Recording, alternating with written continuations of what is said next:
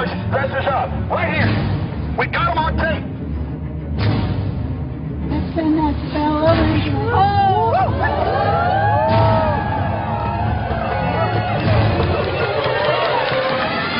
Sir, everything. I don't owe you this comment. I know. I appreciate it. This is what's called ambush journalism, and I disrespect you for that as well. So thank you and goodbye. Been in the ritual? That's none of your damn business. Oh. That's right.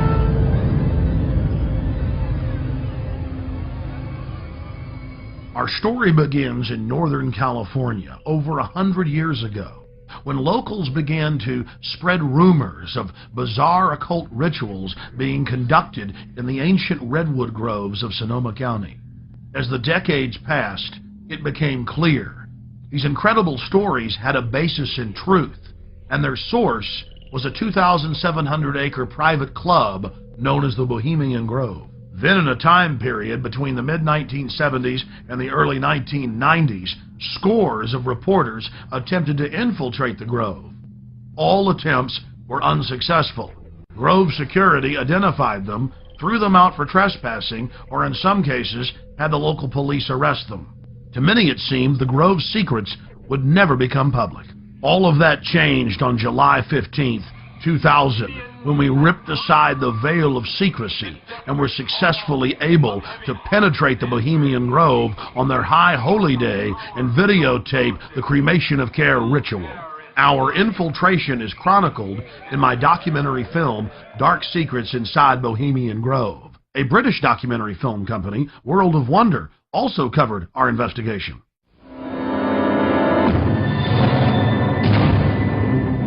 In the weeks that followed, Alex streamed his footage on his website and released it as a sell-through video. Everywhere I looked, the internet was aflame with news of the daring raid. As the news spread across the planet that the Bohemian Grove had been blown wide open and that their secrets were public, the people were amazed. They were amazed to learn that many U.S. presidents and British prime ministers, German chancellors, the Hollywood elite, the heads of business and academia, Federal Reserve chairmen were traveling to the Grove each year, and that presidents had been going there since the turn of the last century in 1900. They were shocked by each new revelation of ritualistic depravity. This film is about what we've learned in the 5 years since we infiltrated the Grove.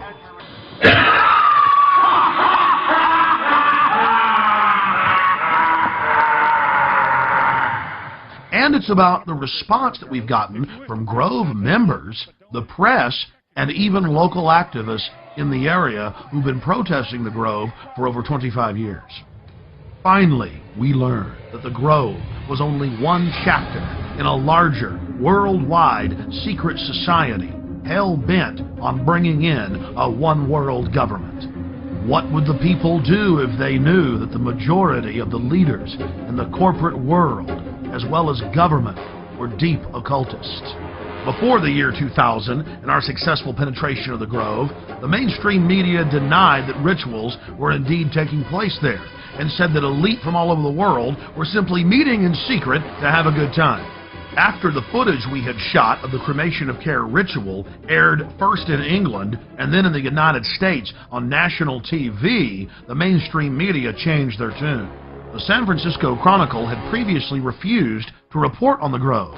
After our infiltration, they wrote as many as 5 articles a year detailing the bizarre activities that were taking place inside the Grove, including the fact that top presidential advisor Karl Rove had tapped Arnold Schwarzenegger inside the Grove to run for governor on California's recall ballot.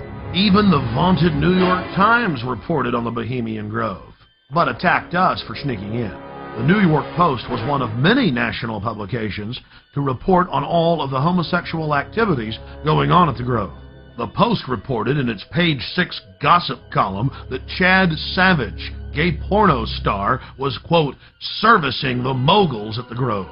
But a disturbing theme ran through the body of the reportage. Okay, it's true. The elite meet behind closed doors, and there's gay porn stars and gay prostitutes being shipped in like beluga caviar. What's the big deal? Let's just let them have their privacy. And so they have lakeside chats calling for world government. Really, they're not bad people. The people we should watch are those that are exposing it. They're really dangerous weirdos. Of all the hit pieces that we've been victims of, the worst was conducted on national television by Brian Lamb, the director of C-SPAN, and some shifty-eyed professor they dug up, who appeared to be flashing Masonic hand signs, while he tried to eviscerate our character by implying that there wasn't even a ritual at all. Why, Alex Jones claims they do this ritual. Meanwhile, the Bohemian Grove has gone public to the newspapers, admitting they conduct rituals. Overnight they had a gentleman on by the name of Alex Jones, who has a talk show in Texas, I think, and it's heard in communities around the United States. And he was talking about the Bohemian Grove Club, as if that's where it all happens. That's where all the decisions are made. There are thousands of people go there, and there's some kind of a ceremony surrounding an owl and all that. Have you followed this at all?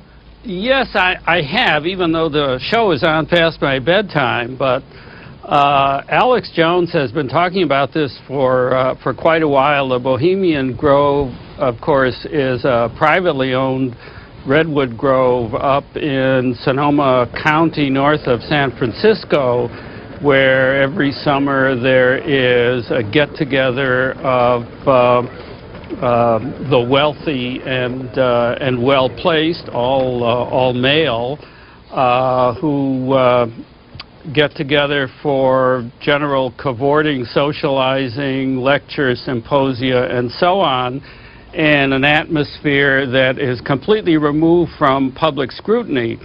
Alex Jones and some others have suggested for a long time that there are all sorts of nefarious rituals that go on, human sacrifices that were being committed by the elite who attend these gatherings.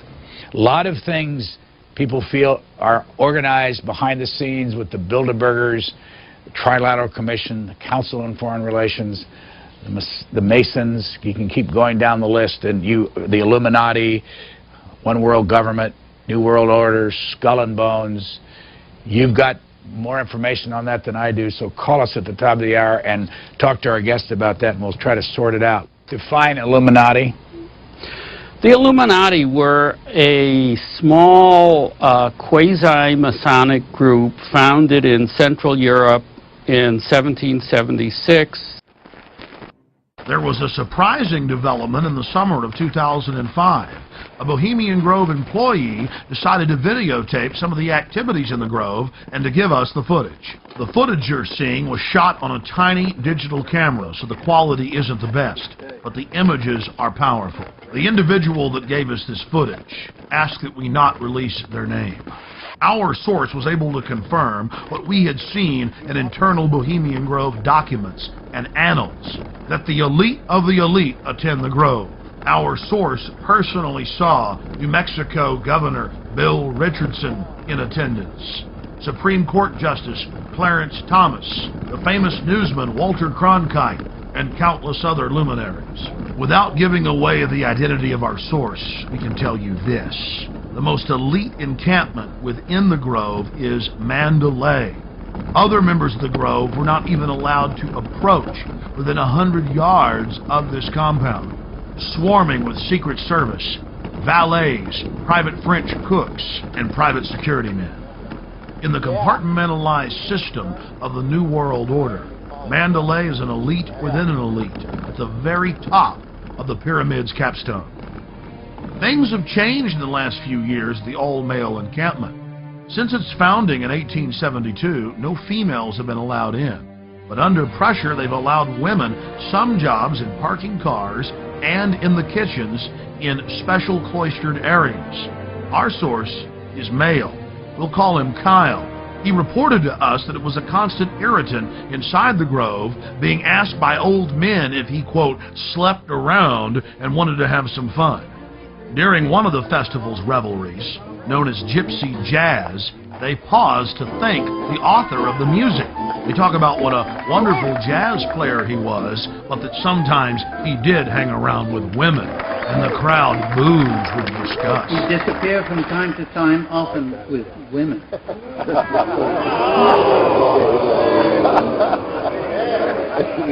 He thought stealing was fun. The Grove's own internal annals brag that the Manhattan Project, or the plan to create the A-bomb, was hatched inside this building, known as the Chalet. The Strategic Defense Initiative, better known as Star Wars, was also the brainchild of Grove members, and was born inside the Chalet.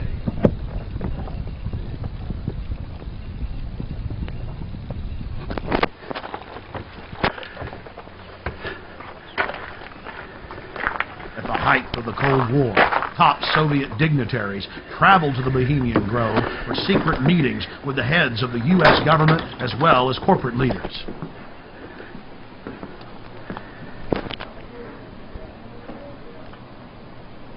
Our source worked at the Grove in the summer of 2004 and the summer of 2005, and he was able to obtain 2 program covers for the cremation of care ceremony, as well as a 2005 membership list, which reads like a who's who of U.S. and European elite. Former President Jimmy Carter, former President George Herbert Walker Bush, President Bush, Henry Kissinger, George Shultz. The list goes on and on.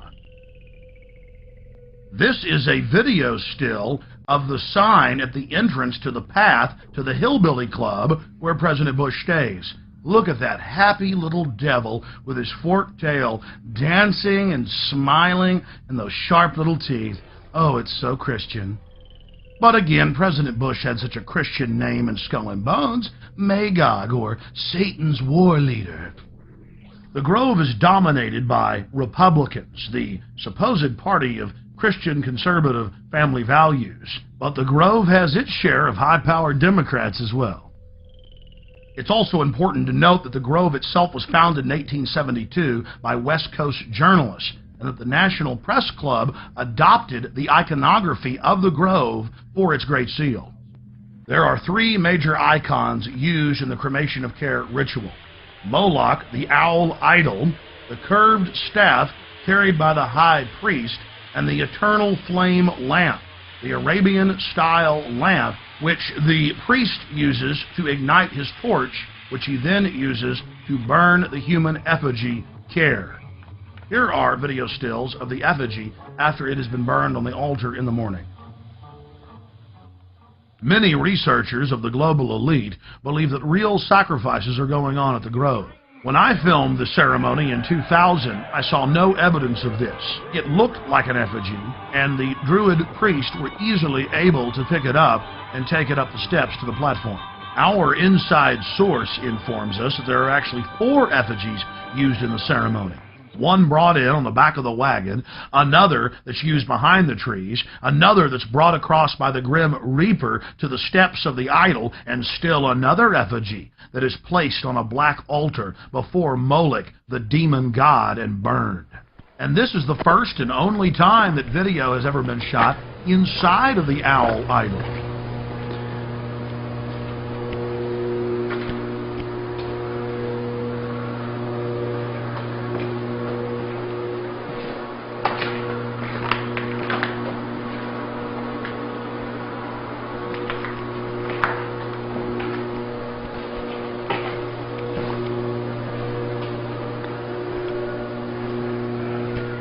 We can now confirm that the owl is metal with a stone facing.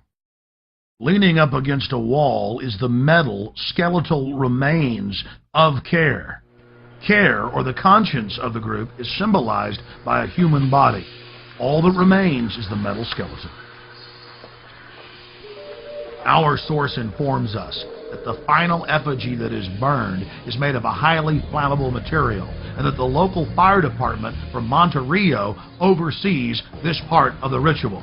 That was an important piece of the puzzle, because in 2003 we traveled back to the Grove and talked to a lot of the locals who were mainly friendly.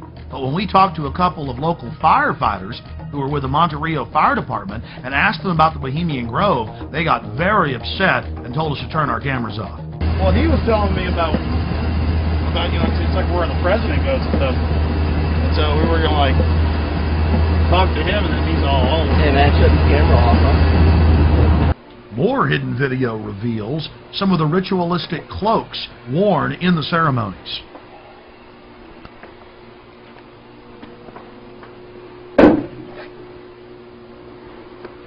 Here are some more stills inside the Grove. Our social lives, going to the football game or the PTA, a little bit different than your average world leader or corporation chief. No, in their spare time, they worship Moloch and do mock human sacrifices. We just need to get used to that and accept them as our leaders. Think about it. If your neighbor was engaging in mock human sacrifices to Moloch, the demon idol that was worshipped all over the Mediterranean and the Middle East, would you let that neighbor walk your dog or house sit, or how about babysit your children, or be in control of the nuclear launch codes? Well, let me give you a revelation. They are in control of the national deficit, of Congress, of your bank account, of your local police department, and they see you as cattle, as their slaves. Some of the criticism we received came from an unexpected source. Harry Shearer, star of Spinal Tap and the voice of Mr. Burns on The Simpsons. This is a get-together of very powerful guys. Harry Shearer played the role of apologist in a British documentary about the Grove. Mr. Shearer, who is also a member of the Grove, said that they're just having fun when they have the cremation of care ritual, and that it's a men's party where they blow off steam. But Mr. Shearer didn't stop there. In 2002, he produced a full-length feature film and released it titled The Teddy Bear's Picnic. Mr. Shearer has told the press that his film is based on the Bohemian Grove. The owl of Bohemia is turned into a pelican. Care is transformed into time. The Druidic rites are interpreted to simply be nonsensical sophomoric activities.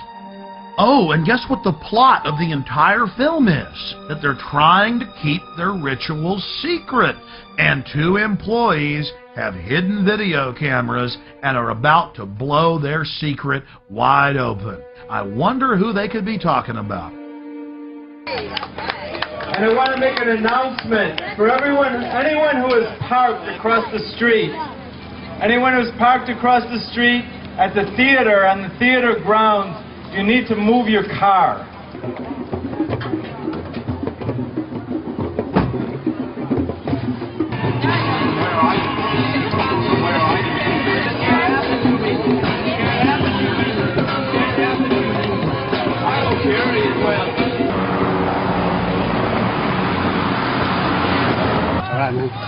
Hey, hey! Ho, ho! This rich man's camp has got to go! Hey, hey! Ho, ho! This rich man's camp has got to go! Hey, hey! This rich man's camp has got to go! Hey, hey! This rich man's camp has got to go! Hey, hey!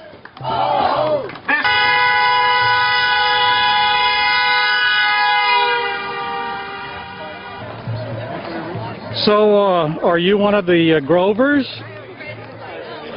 I'm just here.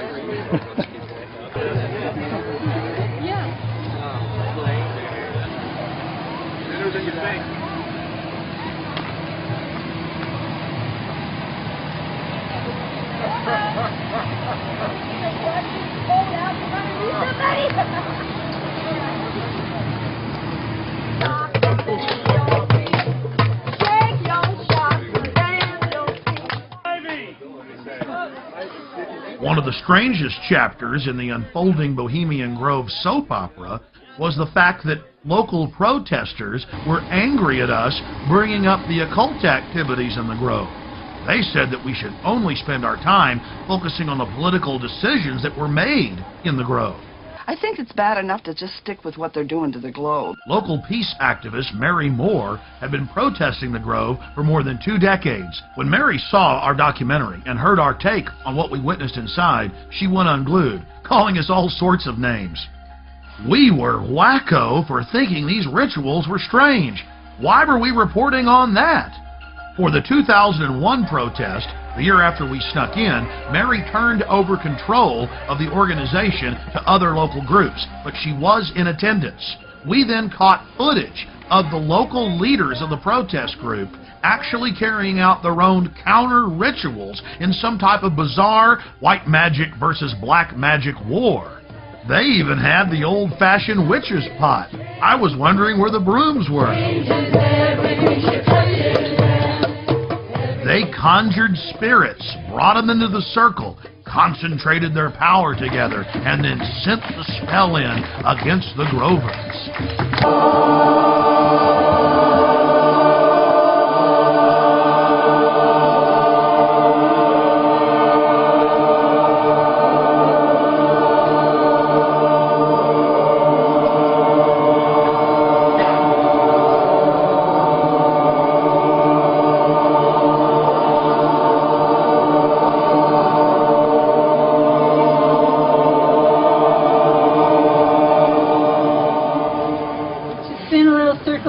Around all of us and around this place.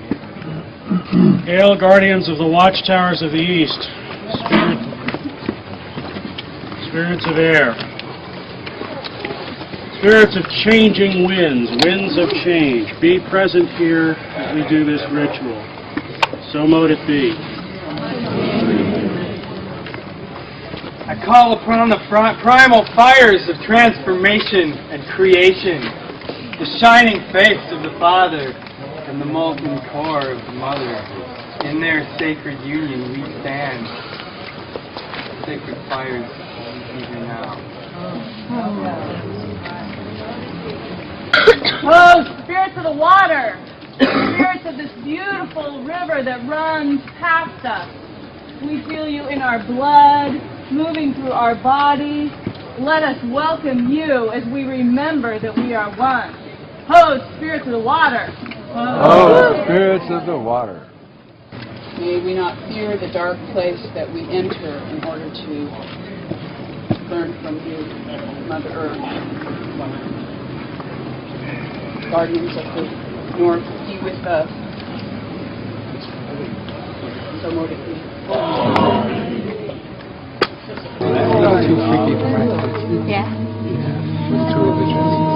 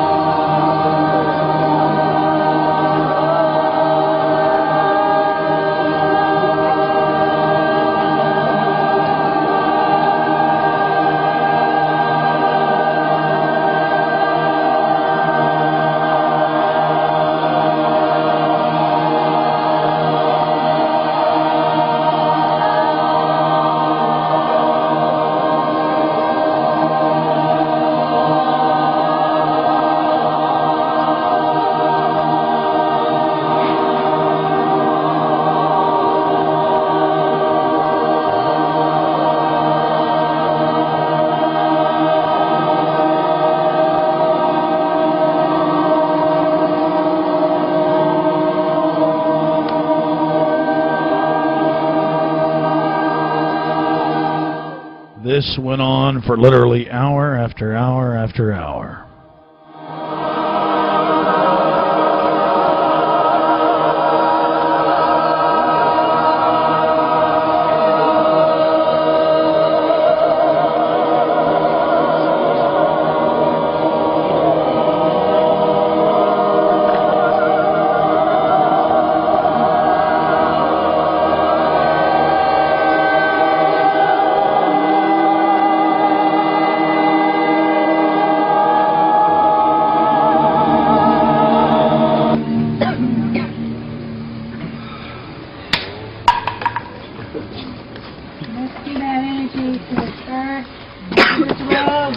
Drive across and do all the symbols we painted on it and into this water and into the rib mass of its feet.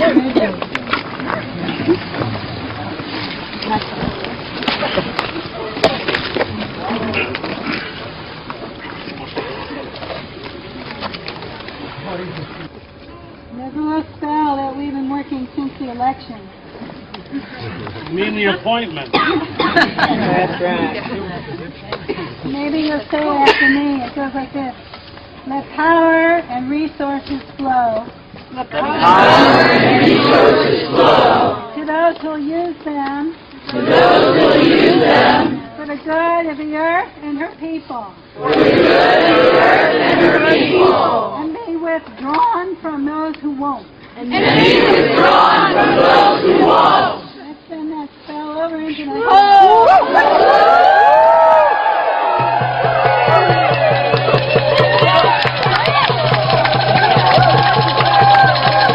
Then a veteran warlock asked one of the spirits to stay and give Grove members a welcome as they drove in their luxury automobiles. Winds of change, spirits of the air, powers of the east. We have felt your presence here and would like for you to stick around and give a warm welcome to the folks who are coming here. But go if you must, and please stay if you will. Hail and farewell. Hail and farewell. She changes everything she touches, and everything she touches changes. She changes everything she touches, and everything she touches changes. She changes everything she touches, and everything she touches changes. Does it feel good to get loaded on the slave ships? Giggling happily. Face scanning cameras going up. You don't speak out against that. In that cauldron is water from sacred places and from political actions all around the world. There's water there from Seattle and from Quebec City. And Charlottesville and other places people know of. The birthplace of Quetzalcoatl and Amazon. And I'm going to take some of it actually tomorrow to Genoa, to the protest there against the G8, and we're going to do some kind of cauldron ritual in the midst of it, which will be interesting.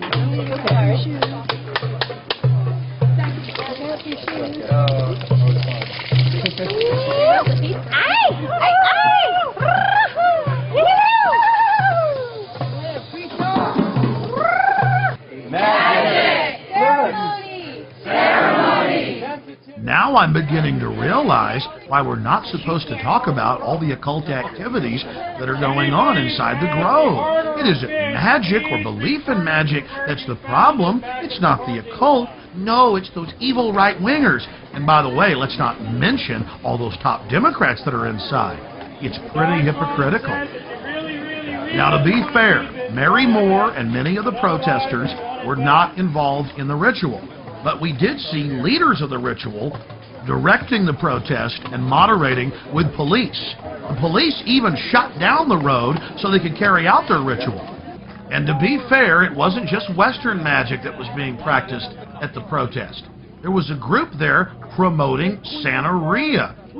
You know, that Caribbean voodoo practice, but they also mixed in some Aztec worship. So it was quite a grab bag of occultism. What is the purpose of the offering for the altar? What is that? Giving back to Mother, giving back to the earth. We just take, and consume. But today, we're asking everybody to give something back. So this is to return something to the earth, right? Yes. Yeah. Since by doing so, we resurrect Karen. Oh, okay. Okay, I understand. Thank you. Our investigator talked to a local NPR reporter who had an interesting run-in with what we later learned was the Secret Service. Cool. I was alerted to very fancy cars standing in the side street here, and I walked up. The guy had his window down, and he had all kinds of fancy recording equipment on his seat next to him. And I held the microphone in, and I said, "Sir, we are curious about who you are. Would you please tell us who you are?" And he said, "Take your mic out of my car, lady, and step back." And I said, "Would you repeat that for broadcast?" And held it even closer. And that's all I could get out of him. And then he sort of tried to run over my toe. He turned his car around and disappeared in that direction. And people said he was on the bridge filming before. So he was somebody from the other side who was documenting this. Right, the wrong side. Okay. The wrong side, yes. In studying worldwide occult networks, in modern times and throughout history, we always run into the same data. Compartmentalized pyramidal structures with a bunch of well-meaning dupes at the bottom, managers in the central areas, and Luciferian death cult adherents at the top. In India, it is Kali. The Mayans and Aztecs' greatest gods were the gods of death. It was the same in Egypt and in Babylon, as well as Rome and ancient Greece. But what about those sweet little Hawaiians? Ah, you guessed it, throwing virgins into that live volcano. The god of death demands it, so the rest of us can live. The Druids would bash their children's brains out and kick them into a peat bog. Noblemen would willingly give themselves up to the Druidic priest to have their throats slit before they were thrown into fiery pits, known as bonfires today. Don't forget the European tradition of the Burning Man. Take your strongest man when times get tough, strap him into a huge wicker effigy of a human and torch him. That will make the gods bring back the fertility. That will make the gods bring life to the tribe. Death brings life. They call it creative destruction, but in reality it is simply a tool of the elite to abuse, subjugate, and dominate their populations for their own good. We're looking at ancient propaganda.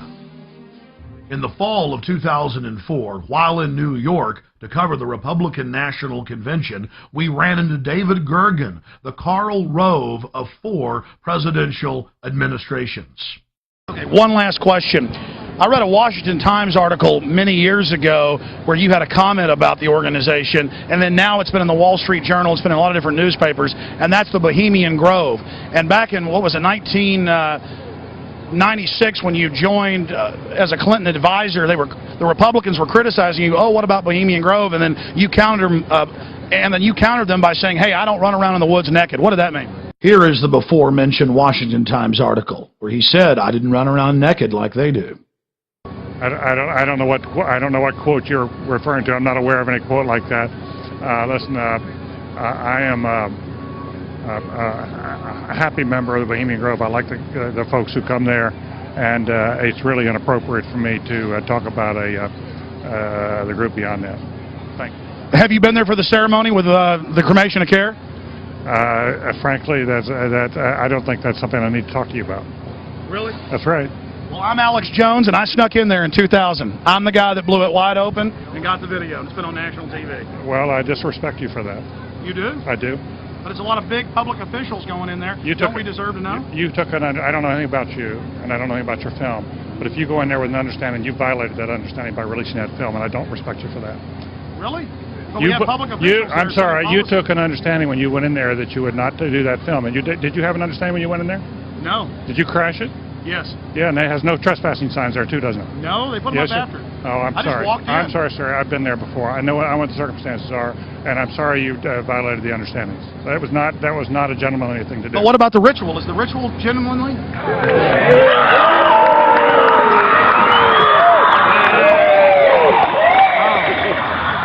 Sir, everything. I don't owe you this comment. I know. I appreciate it. This is what's called ambush journalism, and I disrespect you for that as well. So thank you and goodbye. Been in the ritual? That's none of your damn business. Oh. That's right. Listen. You go around and make understandings with people and violate them. You ambush people on the streets, and that's inappropriate form of journalism. If you wish to practice that, that's fine, but don't ask others to respect you for it. If you want to, you can do. You're a free American, like anything you want. If you want to be uncivil and rude and ungentlemanly, that's up to you. But don't expect the rest of us to say, "Oh well, you're there, Mr. Gergen." I'm sorry, nobody sets policy in there. We try to be gentlemen, and obviously, you don't belong there. Weaving spiders come out here. Yeah, that is a 3-pointer. Woo! Look how strangely he behaved when we brought it up. Why is he acting so secretive? And why did he get so angry when he discovered that we'd snuck in? You see, they take it very, very seriously. This is one of the hallmarks of the occult and secret societies. The word occult means secret. Secrecy is part of their religion. They revel in it. And when it's violated, they become extremely angry. How widespread is the occult?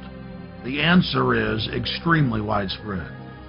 Occultism in our society, and particularly in our government, at the highest levels of corporate America, is rampant. It is a well-publicized fact that the Reagans had every aspect of their lives governed by their astrologer.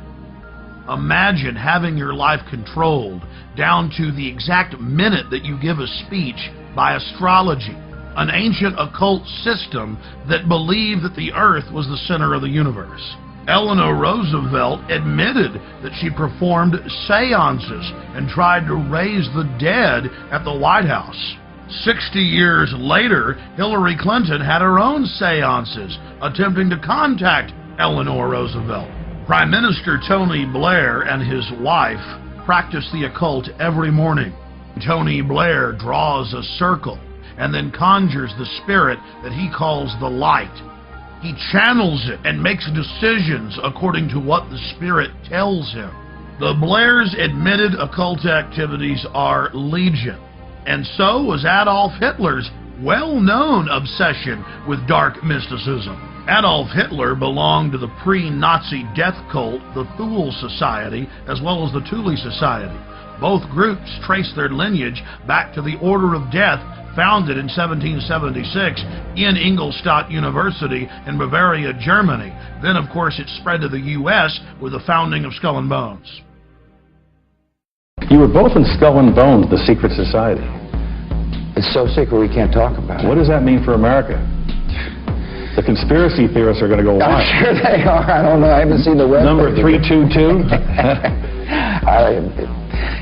First of all, he's not the nominee.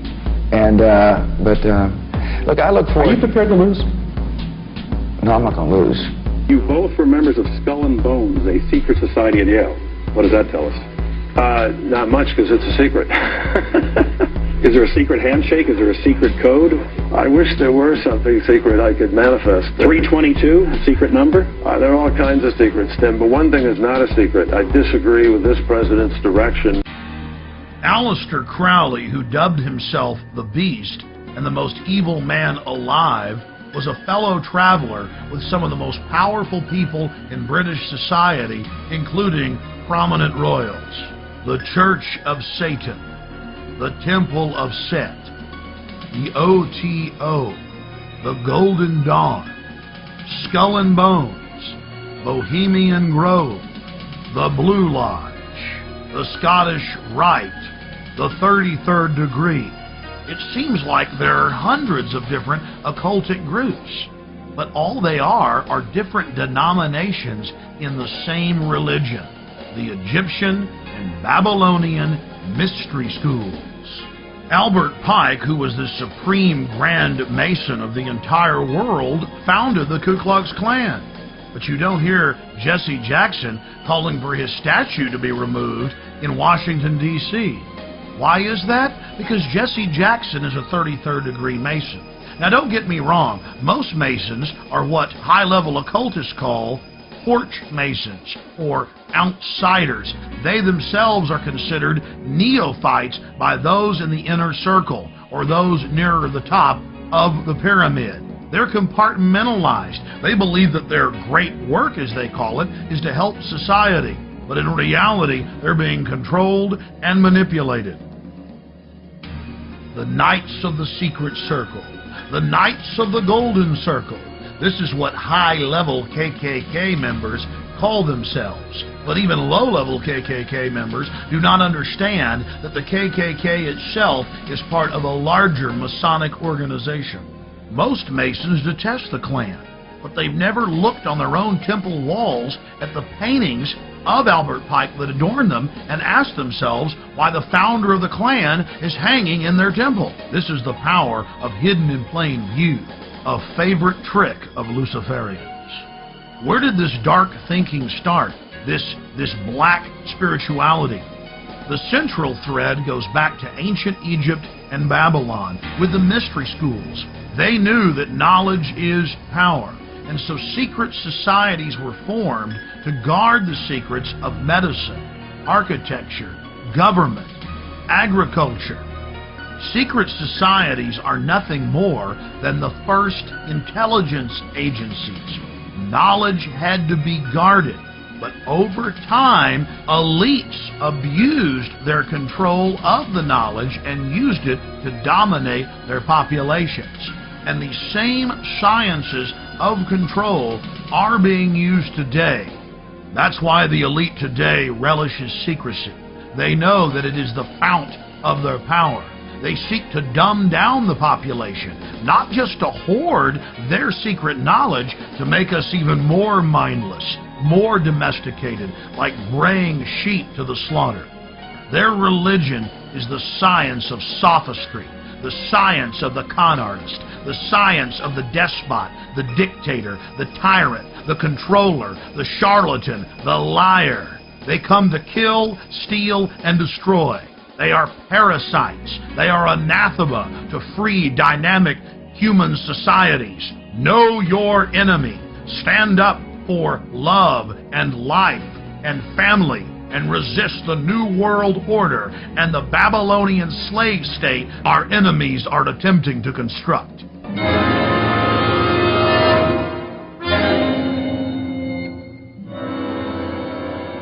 I want to tell everybody out in TV land how they can come to the Grove, where their elected leaders, along with the big bankers and the heads of media, meet, along with some European royalty, every year to decide how to run the country.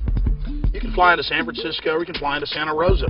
You can even fly into Sacramento, and you just drive out to Highway 101. You take Highway 12 out west towards the coast. You get about 10 miles out from the coast, right outside the little town of Monterey. And the town of Monterey, off the main drag, you'll take the Bohemian Avenue. And it dead ends right here at the 2,700-acre Redwood Grove entrance, where your world leaders, among other things, set policy for much of the planet and dress up in black and red robes and worship, Moloch.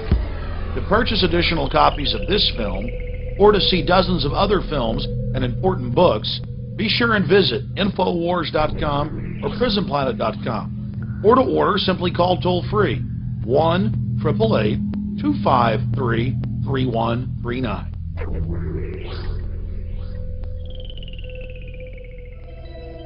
Hey guys, get your cameras on. Yeah, what's going on? I've almost been arrested 3 times every day, anywhere in the city, videotaping anything. It is an absolute nightmare. And we're looking for patriots that know what the Bill of Rights and Constitution says, and that can see all of this and know that it's a fraud. 4 planes in 2 hours! How can that be? A cop on 9/11 said that it was going to come down. I don't know how he knew that. On the morning of 9/11, the CIA was running a drill of flying hijacked jets into the World Trade Center and Pentagon. Building 7 is further away from the towers and was not hit by planes. So if your building's owned by Larry Silverstein, it collapses because he's got a big fat insurance policy. The Project for New American Century said that we need a terrorist attack on the Order of Pearl Harbor to get the American people behind a war. Prescott Bush, he did a number of things that were not only anti-American, but were pro-Hitler. A lot of people aren't going to know what I don't really know what it is. Why don't you talk about NORAD standing now, Michael? Why not the really hardcore 9/11 issues? Thank you, and goodbye. The ritual? That's none of your damn business.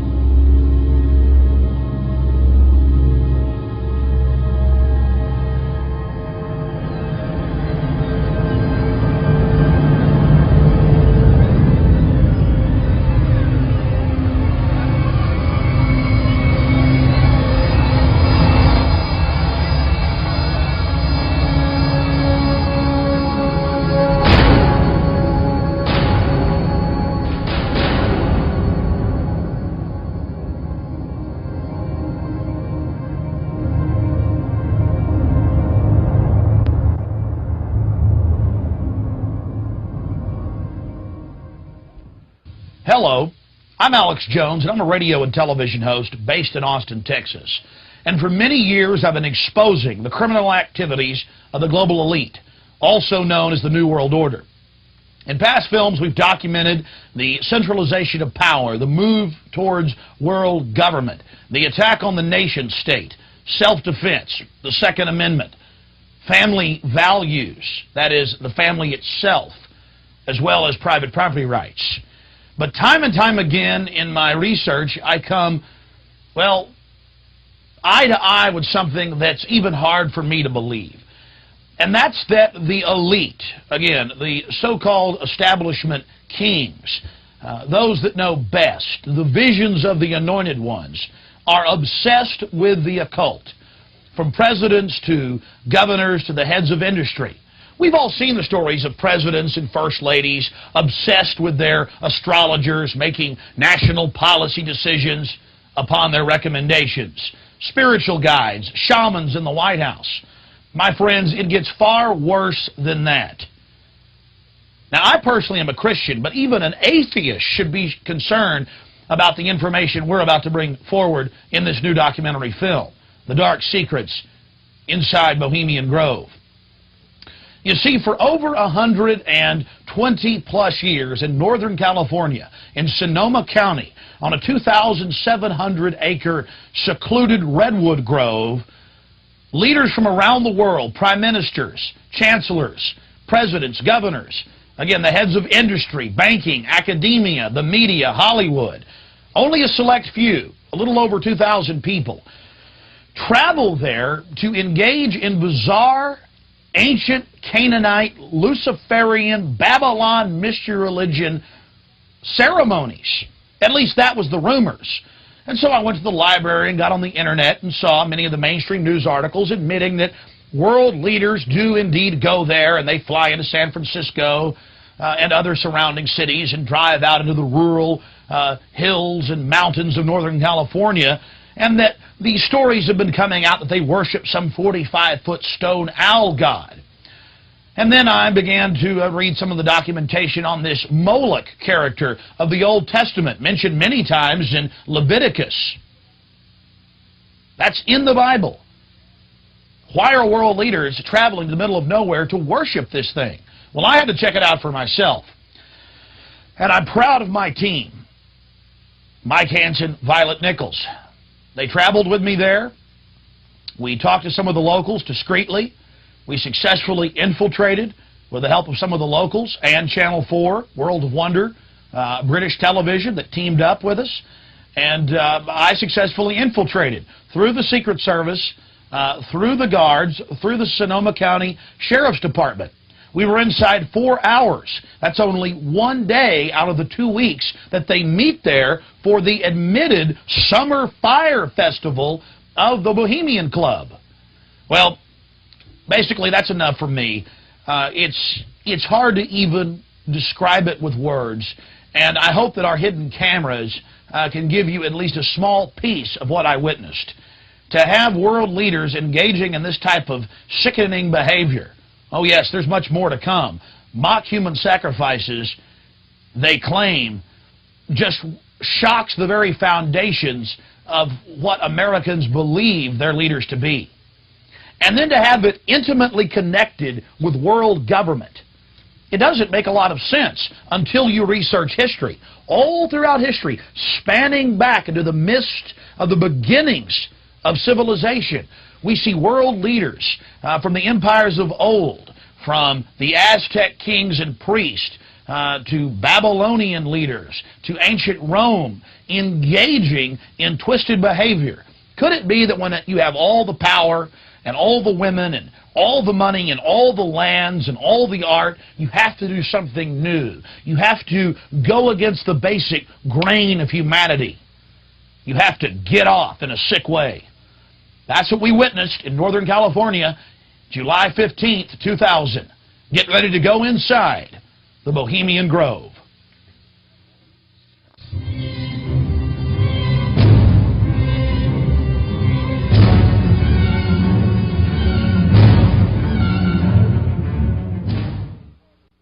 The Bohemian Club, as it's known today, was founded in 1873 in San Francisco in Northern California. Many of the club's original annals, dating back to before the turn of the century, admit that local artists, writers, newspapermen, you name it, wanted a place away from the so-called backwardsness of the West Coast, the Judeo-Christian ethic. They found that place an hour and a half north of San Francisco, outside of the tiny town of Monterey.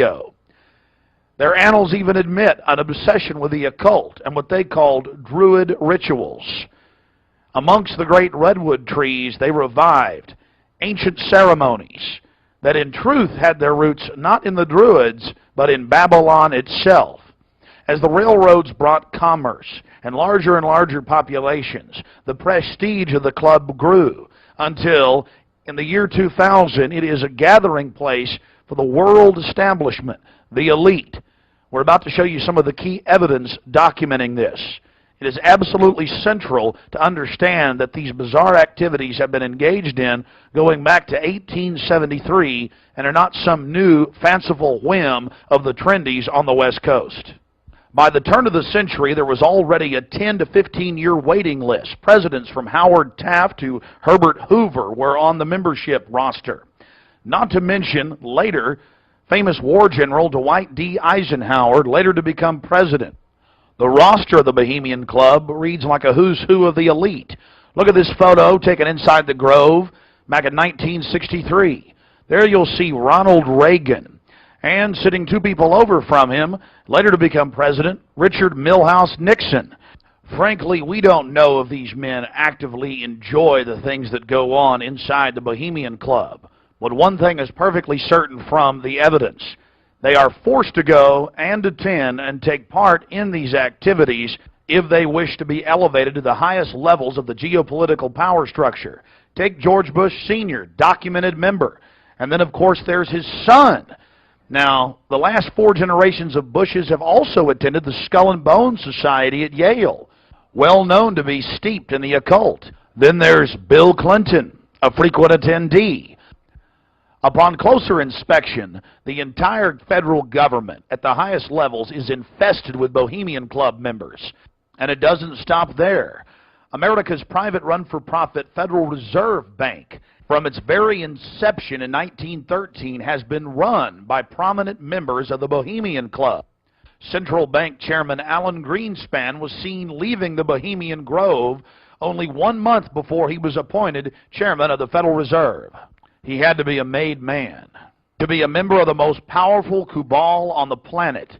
Historical records are clear from major universities. The Manhattan Project was planned and instituted and run from the Bohemian Club. All of this going on in an atmosphere of bizarre revelry.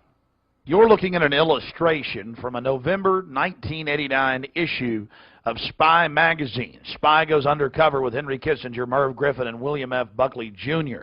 The story was clearly a shill, meant to misdirect the intensifying media coverage that the Grove was getting in the late 1980s. The writer's spin is obvious. They're just masters of the universe, big frat boys blowing off steam. We'll get back to this article later. Because you can clearly see that the mantra in the spin story has been picked up as a front by all the local media. Sure, they're elitist. Sure, they have some bizarre rituals. But what's the big deal? They're just having fun. If that was the case, why would David Gergen, presidential advisor to President Clinton, resign from the Bohemian Club and 17 other organizations when it was revealed in 1993? Organizations like the Trilateral Commission, the Council on Foreign Relations, the Bilderberg Group. But it's not just the Washington Times and the Sacramento Bee. You're looking at an illustration from the pages of Parade magazine, February 22nd, 1981. This story was the most accurate and revealing, detailing the so-called mock-human sacrifice. Former German Chancellor Helmut Schmidt wrote extensively in his memoirs, Men and Powers, a Political Retrospective, goes into great detail about the secret establishment running the world. The Trilateral Commission, the CFR, the Bilderberg Group, and of course, ladies and gentlemen, the Bohemian Grove, a place that he often talked about being a wonderful hideaway, a place to spend time with Nelson and David Rockefeller, and to talk about world government and steering societies. On page 225 of Men in Powers, he talks about it being one of the most astounding places he had ever visited in the United States, and how that feeling intensified over the years with subsequent visits. The book goes on for page after page discussing the corporate, private, governmental infrastructure of world government. Going back to the Spy magazine spin piece, they have lots of rosy illustrations of drunken establishment types dancing around having fun with the rituals going on in the background. They even admit that they wear bizarre Ku Klux Klan-style robes. And there's even a photo released by the Grove of the ritual being engaged in. They talk about the incredible security surrounding the Grove. And they even admit that a corpse, a sacrifice, is born across the lake. But it's all in good fun. We did massive research on the occult. And one of the libraries we visited was that of Professor Tex Mars of Aeronautics. He also has written literally dozens of books on the occult. His library was very revealing about the obsession of elitists throughout history with the occult. Front group after front group to conceal and really subvert. But behind all of these groups there is a small cadre or elite, a core. And what you have done, I think, with the Bohemian Grove is you have exposed one of the premier organizations of the whole New World Order arrangement, you might say. Of course, we can go back in history, all the way back to ancient Egypt, Babylon, or Greece, Rome. And I think you're going to see sort of the roots of the Bohemian Grove, but particularly in the Illuminati era, originating during the French Revolutionary days. You know, there we had the actual order of the Illuminati, with Adam Weishaupt and all of his evil philosophers, let's just call them, Voltaire and the others. And that has come up all the way to today. Hitler, of course, was a Bohemian. I think it's more Babylon mystery religion. All of the elements are there. Of course, even the owl is a symbol of ancient mystery Babylon. The owl was worshipped by the ancient Egyptians and by the Babylonians. And it's interesting to me that many of the members of the Bohemian Grove have in their homes, as I understand it, small figurines of owls. And I believe they actually worship those owls as a symbol of the deity, the great goddess of Babylon. And of course, here again we have the counterfeit of Christ's sacrifice on the cross. I think all of those things, there had to be, in my belief, an occultist, a deep occultist, who designed each of the elements of this ceremony. It wasn't just a bunch of guys sit together at a bar and said, hey, let's have a good time, the cremation of care, and why don't we do this or that. I believe it was purposely designed, each element in its turn, for what they did. No doubt about it.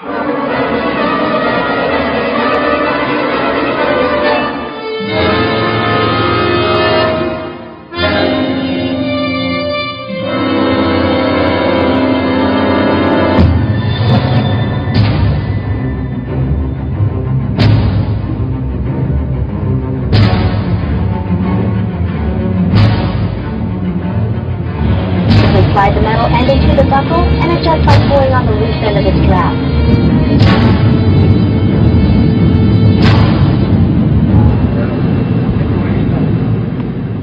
After landing in San Francisco at the International Airport, we traveled through the city, across the Golden Gate Bridge, into deeper Northern California. Northern California, home to the giant Sequoia redwoods. From there north to Santa Rosa, going west on Highway 12.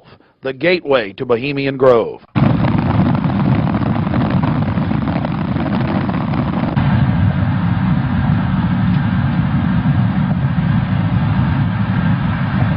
We spent the first night in Santa Rosa before getting up early in the morning and traveling into the town of Occidental, where we were going to meet the British media and start our investigation. Well, here we are in Northern California, right outside the Bohemian Grove. The fruits of nature. But I'll tell you this, I don't worship it and sacrifice things to it. Let's go find out what's going on. Yeah. Well, here we are, folks. Turning on to the Bohemian Highway and Bohemian Grove. We're going to find out what in the New World Order is going on here.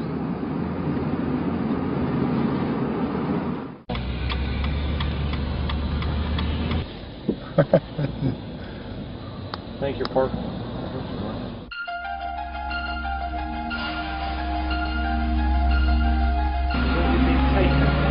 No, I tell you, it's beautiful out here during the day, but it is spooky at night. I don't know if you guys got some footage of it, all the fog and the rest of it.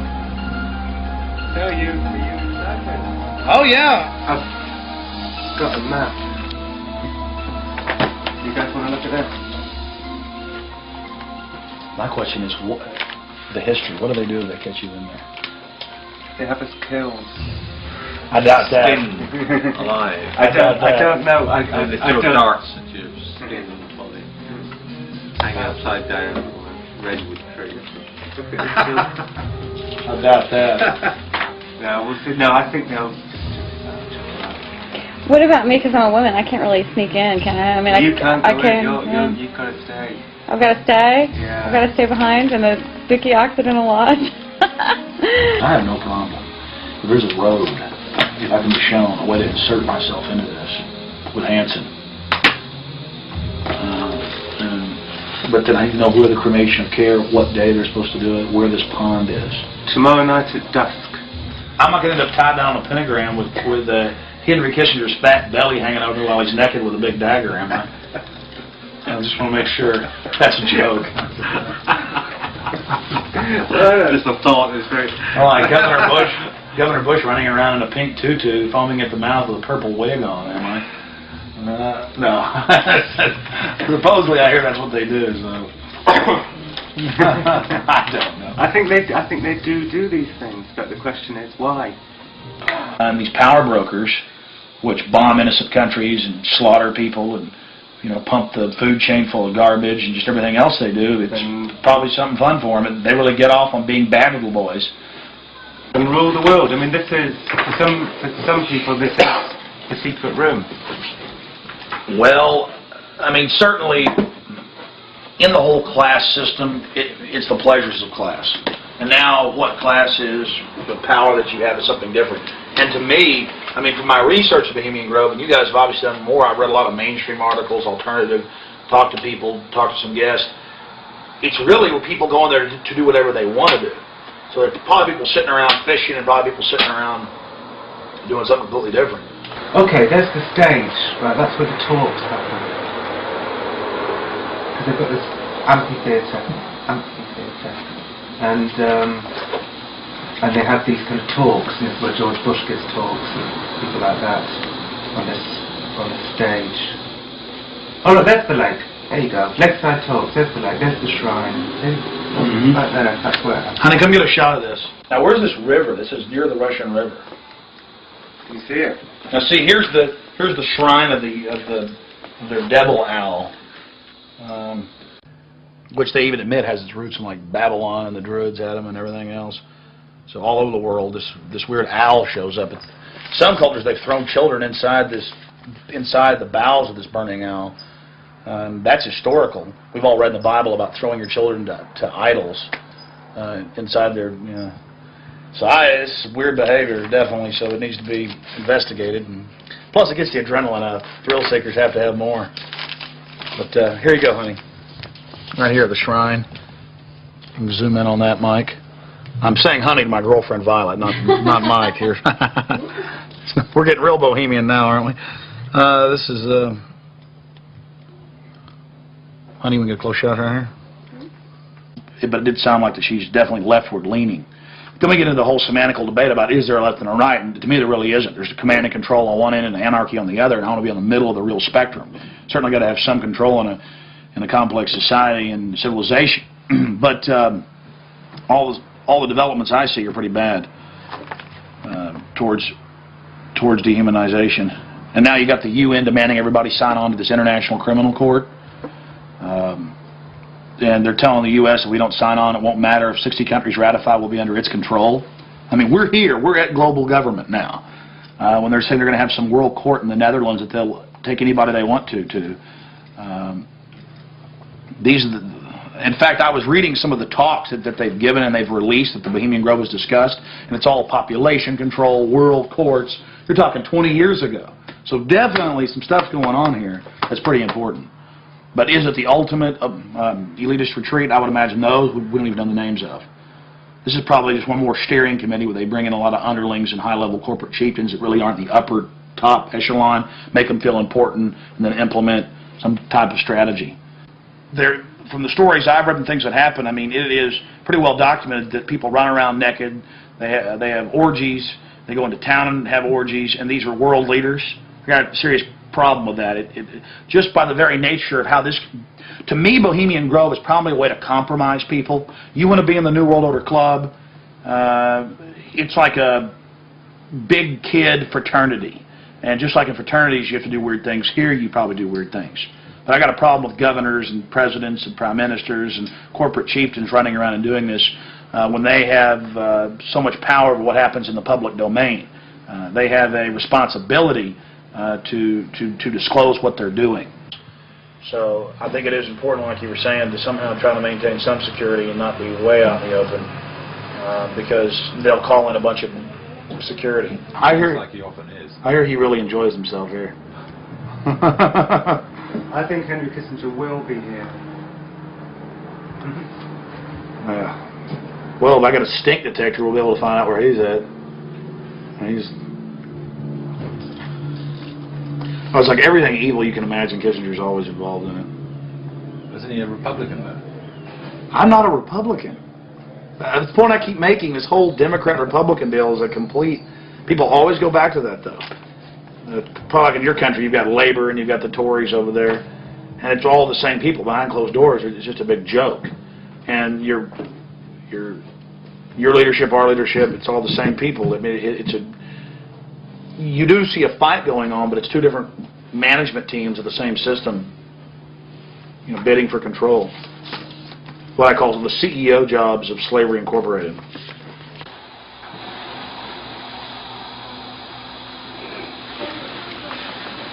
Do you worry for Alex, Violet? I do. I just, because Alex gets so impassioned by what he's doing that sometimes I'm afraid that he might be a little bit, reckless or maybe a little bit too fearless. I worry about Alex when he drives down the street to come home. Especially I used to worry about him when he had to come home every night from the same, radio studio at the same time in the same car. And, I worry about him sometimes when he's late getting back in the studio and he doesn't give me a call. I mean, he is putting himself out there, but I think the fact that he's in the public eye as much as he is really, keeps him safe to a certain degree. So maybe something like this is, people might not necessarily know where he is right now, people that listen to the radio or whatever, so it's maybe a little bit more risky, and it's a little creepy at night up here in the woods, And you're definitely not dangerous. You're not going to do anything stupid this weekend. Well, I mean, dangerous to what? Dangerous to myself? Are these people dangerous? They certainly may be, but I'm completely nonviolent when it comes to just going out there and trying to get the information. That's what I'm trying to do. I mean, I'm an activist first and foremost, but also a journalist in that I'll make some jokes and speculate occasionally because I'm a radio talk show host. But when I say something that I believe, I have to be on target about it. But dangerous? I'm definitely dangerous to corrupt bureaucrats and their financial bosses that would like to control the American people on the planet. But not in a violent way. Not in a violent way. And long before global government came out in the open, in the last 4 or 5 years, they were conditioning the public that anyone that talks about global government is a kook, a weirdo, a terrorist, a racist. And now they're out on the nightly news saying global government's here, you better accept it, we're getting rid of juries, all across the planet. The IMF, the World Bank, basically runs things now. The WTO decides what you can buy and sell and trade on the international market. But see, they've preconditioned us that it doesn't exist. They've preconditioned us that anybody that talks about this stuff and who is against it is a kook or a racist, because it doesn't exist. And then everybody's decided, well, I'm going to be culturally cool. I want to be in style. I want to be accepted. So even when they're hearing the news admit it and tell us how great it is, they've already pre-positioned it psychologically that it's not acceptable, it's not kosher to discuss it. Do you see the tactic they're using there? Mm-hmm. 5 years ago, I would laugh when I heard about black helicopters. I would say, I'm about taxes, I'm about corruption, I'm about getting local control back, I'm about states' rights, everything's coming under federal control. I was pretty mainstream, what you call so-called conservative. Then I saw the light with black helicopters started going into North Carolina. I started going into Florida. They fired into an all-night restaurant in Miami, just training, firing bullets into a place where people were eating. They started burning buildings. Police chiefs started throwing them out of their town, San Antonio. All this started happening, and I said, whoa, this is real. And then I realized that I was preconditioned, even as a so-called conservative person who understood that the media lied. I didn't realize how thick the propaganda was. That they precondition us before they release something on us, that it, number one, doesn't exist in our minds with classic doublethink, but then it can re-exist at the same time if they say it does and it's good. So it's literally George Orwell's doublethink. And one has to have it to stay sane in this world. Well, I refuse to be a part of it. I mean, the news every day, black helicopters are a joke, they're stupid, the culture, commercials, movies. At the same time, almost every month in this country, they're attacking and terrorizing some town with burning buildings and terror. And I don't want to be part of their sick control freak system. I don't like these degenerate, inbred, New World Order crowd people.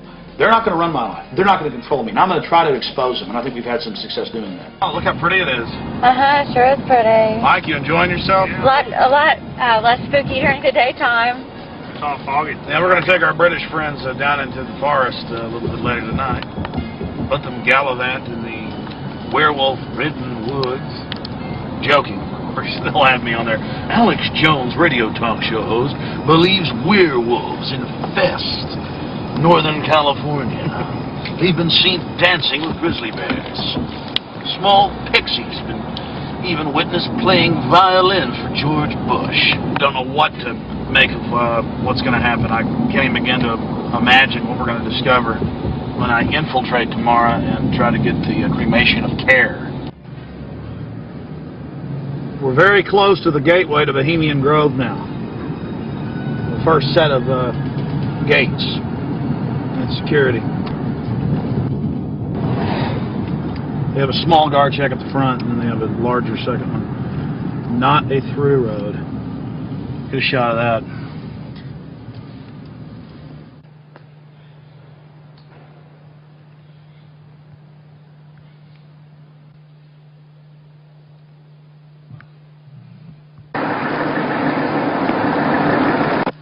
There's a guard gate right over it, a small guard gate, and then back further, an even more elaborate guard gate with surveillance cameras, you name it. Not a through road, ladies and gentlemen, right up here in Northern California.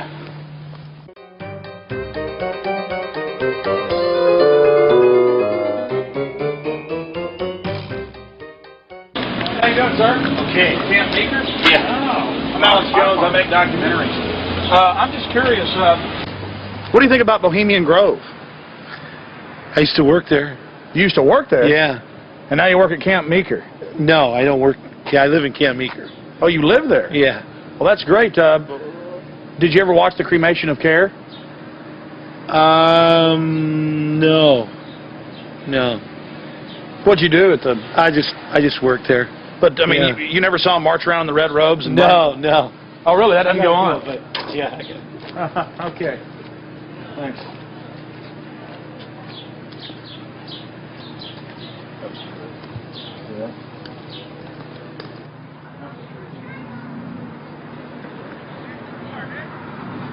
What have you guys heard about Bohemian Grove? Oh, I don't know. Bunch of rich people, right? Have you ever heard about the 40-foot stone owl and the mock human sacrifice? I heard about it a little bit, yeah. Roll that window down. We're going to talk to you. Hold on. We'll go around here. I don't know. Oh, yeah? So what have you heard about the... Oh, I just read stuff about it in the paper. I don't know. Some people don't like it. They protested or something weird. But what about the 40-foot stone owl and the mock human sacrifice? You say you heard something about that? Well, just what I read about in the paper. Oh, the paper admitted that? Well, no, I don't know if they admitted it. They just said people go protest it. supposedly happens. Sounds kind of weird. Does sound weird to me. Yeah. Why you guys? What are you guys doing? TV show or something? We're just having fun. Oh yeah. This town isn't like Children of the Corn or anything, is it? Oh no, nothing like that. I'm sure. I don't know though. Supposedly lots of people go there. Some kind of weird event. I don't know. You guys know anything about it? You don't know. What would you say if we told you that they sacrifice a human in effigy in mock to a 40-foot stone owl in black and red and silver cloaks? Sounds kind of different. Do you think it's good to have? School talks down. Do you think it's good to have so-called world leaders secretly engaging in pagan activities? I can't say it's that great. No. Why would you have a problem with that? Well, I don't know. It could be all right. Depends how you look at it. Kind of relativist worldview, huh? Yeah. Got to sacrifice care to the winds, huh? I don't know. Could just be for fun, or they could really be weird. They run around naked. Run around naked and freak out. There you go. Have you heard that? Yeah, absolutely. Actually, to tell you the truth, here's a funny story. What have you heard? Okay, go ahead. No, this is the truth. A couple years ago, I was down the road, just down Yar, past Camp Meeker, and I was stopped with a friend of mine. Now, Camp Meeker's right outside Bohemian Grove. That's an affirmative. Yes. And we were down the road, and we were stopped there because we were just having a cigarette, hanging out, taking a break, and some Secret Service men actually pulled up behind us and asked us what we were doing and why we were there. It was true. They were like, "What are you guys doing? Where are you at? Why are you parked here? What's going on?" And asked us a whole bunch of questions. What our names were, who we were affiliated with, where we lived, all kinds of stuff. So interrogated us. Did you answer their questions? Totally.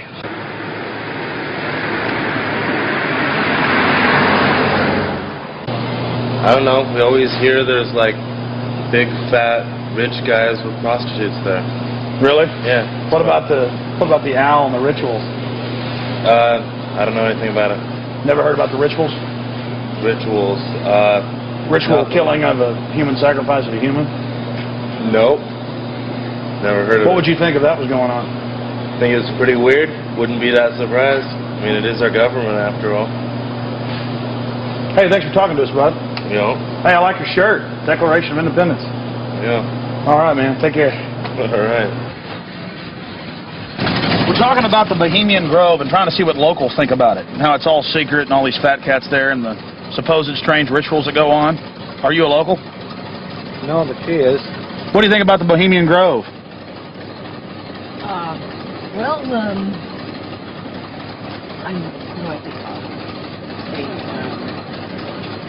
it offers a lot of employment.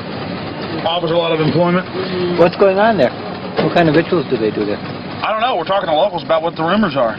What are the rumors? About a big 40-foot stone owl and simulated human sacrifice. Oh, no. Oh, I don't know about that, but it's politicians that come, that vacation there. And it'd be really weird if politicians were acting like they were sacrificing people, wouldn't it? No, you can't trust politicians, you know. Oh, really? They might be doing it, huh? They might, yeah. Who knows? The politicians, you know. I hear you, bud. Hey, good talking to you. Right. Appreciate it. You guys take care. Good luck. Hey, those are some pretty flowers. Those are sweet peas. Those are real, folks. Yeah, they're real. You guys have a good one. You too. Yeah? Yeah. This area is in trouble. Yeah, we are. We're in big trouble. No, this is a wonderful area of the country. We're just asking locals what they think of the Bohemian Grove. The Bohemian Grove is a wonderful place. Have you been there? Yeah, I've been in there a bunch of times. What'd you do, work there? Worked there, yeah. Yeah. Because you know when it's the most wonderfulest time? Is when nobody's there. Oh, it's a beautiful area? Yeah. Yeah, very beautiful. It's got big trees. Have you ever been there for the cremation of care? No. So you've never been there for the rituals? No. You ever heard about them? Yes. What have you heard they do, sir? Nothing. They got that tree that looks like an owl. Tree that looks like an owl? Tree or rock, or it's a carving, or it's where the stage is. But have you heard what they do during that? No, I have no idea what they do. What would you say if we told you they burn a human being in effigy? They don't really do it. They burn it in effigy. I don't know what that means. Well, they have like a dummy that looks like a person under a black blanket. Huh? They take it up there and burn it. Oh, I don't know. Pretty weird. Huh? Pretty weird. Yeah, I've never seen that. How long you lived around here? I don't know. How old am I? 20, 40 years. Yeah. Really? Oh, your whole life? Yes. What's your name, sir? My name is Raul. Yeah, this is Vital Roots. How long has Vital Roots been here? Couple years. Couple years. The Bohemian Grove? Yeah. Yeah. A lot of politicians, a lot of big wigs, making a lot of big decisions. Oh, really? Do you think it's good that they get together in secret and make all these so-called decisions? Do I think it's good? Yeah. No, of course not. Do you? What about the rituals? Have you heard anything about the rituals that go on? Oh. Well, there's all kinds of rumors about rituals that go on there. What type of rumors have you heard? Don't make me go there. Please, come on, we're trying to talk to some locals. I'm just wondering. It's interesting. Well, I really don't know that much about it. You know, just what I've read in books. There's books out about it. Oh, you've read books on it, huh? I had a book that was published in 1956 that was written about some of the rituals. Because now it's been going on for 120 plus years. Yeah. I think they said they just had their 120th something anniversary. Yeah. What would you say if I told you that there's a 40-foot stone owl and that they burn a human being in effigy, not in real life, but in effigy? I wouldn't believe it. You wouldn't believe it? Nah, I think it's a bunch of garbage. So you doubt there's a stone owl, and you doubt that they...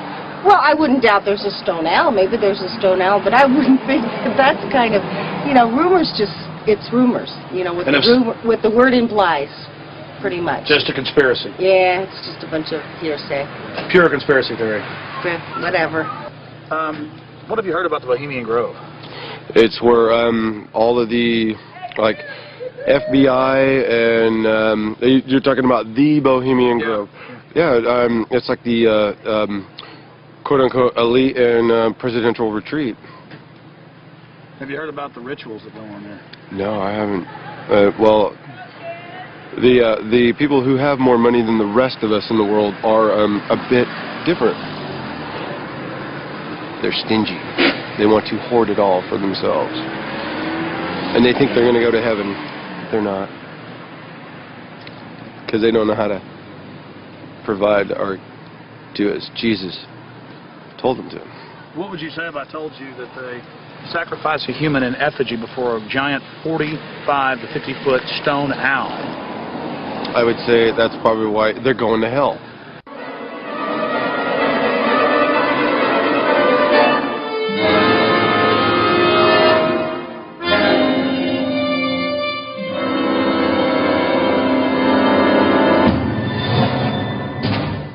Yeah, this Australian we met yesterday. He's been here for 3 years. And he says that about 2-3 months ago, the whole place was saturated with men in black, FBI, Secret Service and everything, going up and down the roads, checking everything, checking houses, everything for bombs and stuff. And then they all disappeared, and they were looking out for undesirables in the area who were persuaded to go. That was his story. And now we're going to now we're going to infiltrate. I think we should go and see what we can see. The public has a right to know. They do. The public may have a right to know, but the people in this cafe, I think, shouldn't know. I agree. Well, you've got to go in up the road that says no through road, because we've got to sit in the car and get a shot of you going up the road. So you've got to go in. You've got to be the guinea pig. But you're a brave man, Alex, aren't you? No problem, yeah. So that's cool. I wouldn't ask a man who wasn't as brave as you. All right, it's no big deal. I'm just gonna go in and make sure everything goes good. My only concern is figuring out the right type of baggage to carry this in, also still shot camera. Well, I personally would recommend that you wired yourself up with your what's it called? Hidden camera. Yeah, your hidden camera that's in the shape of a pager. Problem is, we got some stuff on last night, we checked it out, but it's very unwieldy, not trustworthy. Right. If I can just get in the woods with this, it's over. That's true. And even if I'm going early now. I'm probably going about 3:30 with Mike, and we'll just hang out inside. In case they throw me out, I'm still getting back on the property. Oh, so you're gonna go in way before Rick gets here? Yeah. Ah, okay. Well, cool. Well, we'll just sit in the car. But I mean, you understand why? Not because I want to hang out in there all day. It's because I've got to get in. Because if they catch me, then I'm gonna got to sneak back in. Yeah. I will not be stopped. You know, I went with Big Jim Tucker from the Spotlight to a Bilderberg meeting last year. But that was my first time, and we got chased away by men in dark glasses, and you know, I was a bit scared then. But I feel safe with you, Alex. Well, Tucker's a good rider. Oh yeah, I like Tucker.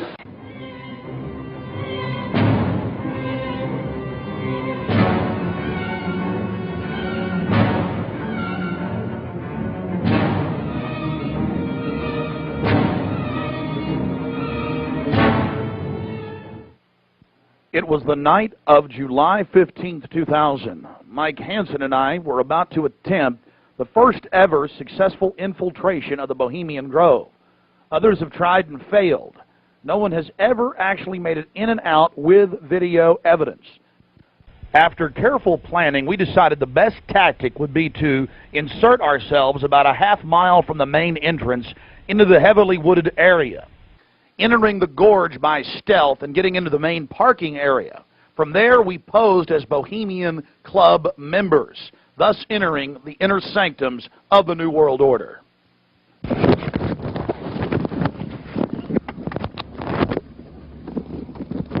That's perfect. Just like that. No, I got it, honey. Here's some adrenaline. Okay, here we go. Oh, that's good. Yeah, that's good down. Be careful, baby. Okay. I don't want you to go anywhere. I'll be safe. Don't worry about it, guys. Come on.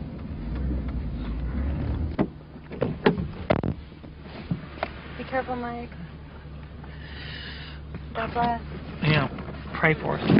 Keep the evil off of us. Be careful.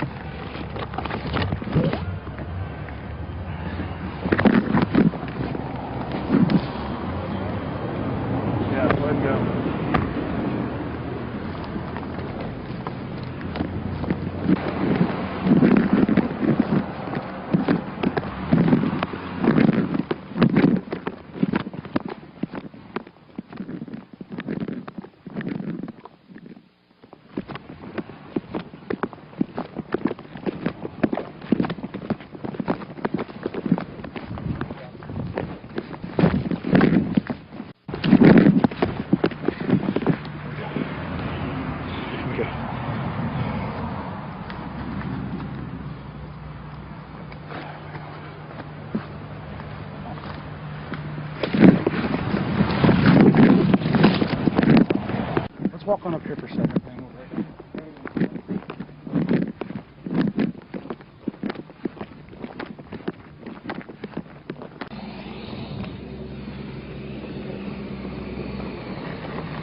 When's the next shuttle coming?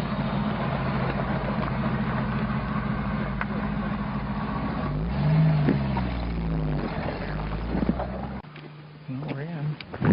I'm talking to them.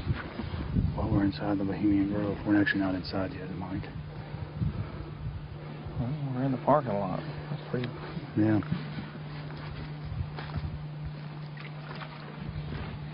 Aren't they the biggest? Oh, they are. They're the biggest, like, living thing, I think, aren't they? Oh yeah, they're incredibly large. There's one up there that you can drive a car on top of one. You know. On top of it, lying down. Yeah. That you can actually. Well, they used to have the one you could drive through. That's also there. That's up there. Boy, it's nice when that cool wind hits you. Oh yeah. Safely maintained. Okay. Yeah.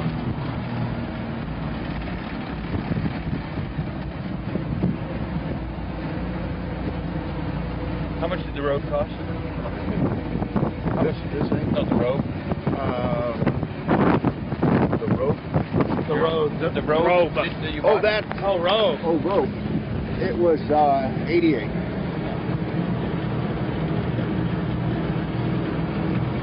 Yeah, I thought you said rope. Yeah, that's what I thought. I thought rope and rope. Can't hear anything with this wind. Look at this thing's seen some years. Pretty nice, actually. Yeah. This is the oldest one, isn't it? Yeah. Other than maybe that little red one. Bye-bye. I think when you go to heaven, they have buses like Thank you. Thank you.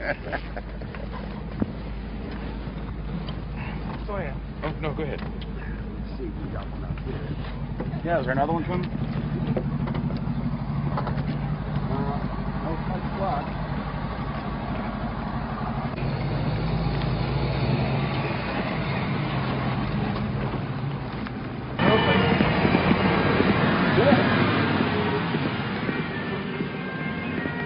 Oh, good.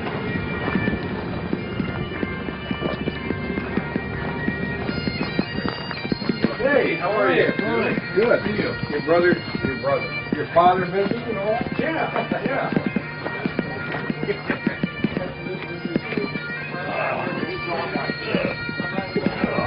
So that Marty thing was like.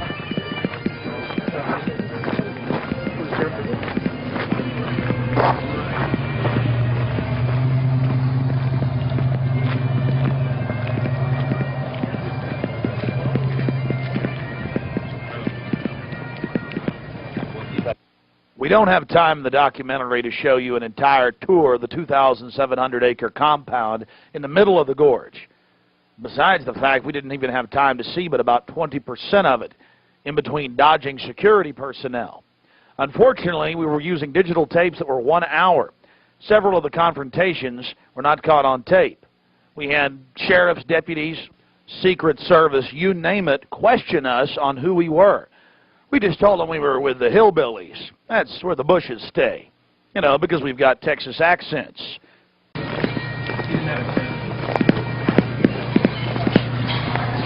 no, close back in the corner right over there.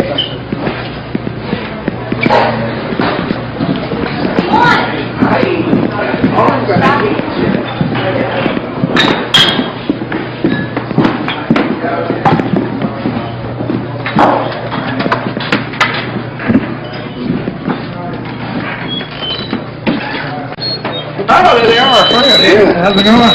Good.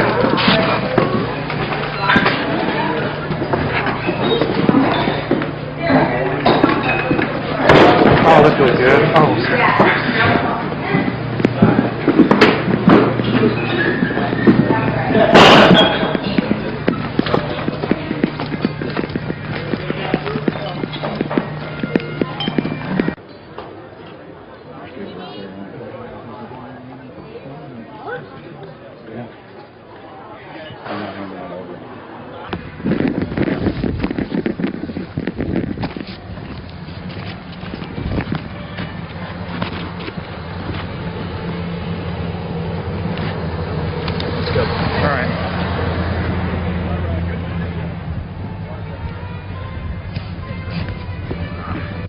Here's just one of many signs sporting French with skulls adorned with other trappings of death. We also saw signage with Latin and other ancient languages. Now we're about to let you see a little bit of what's going on with the great owl.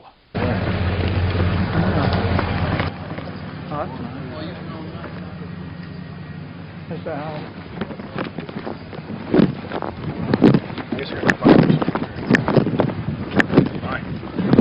I'm getting this. I'm getting bold. This is the owl. I'm getting this, Allie. Let's get out of here.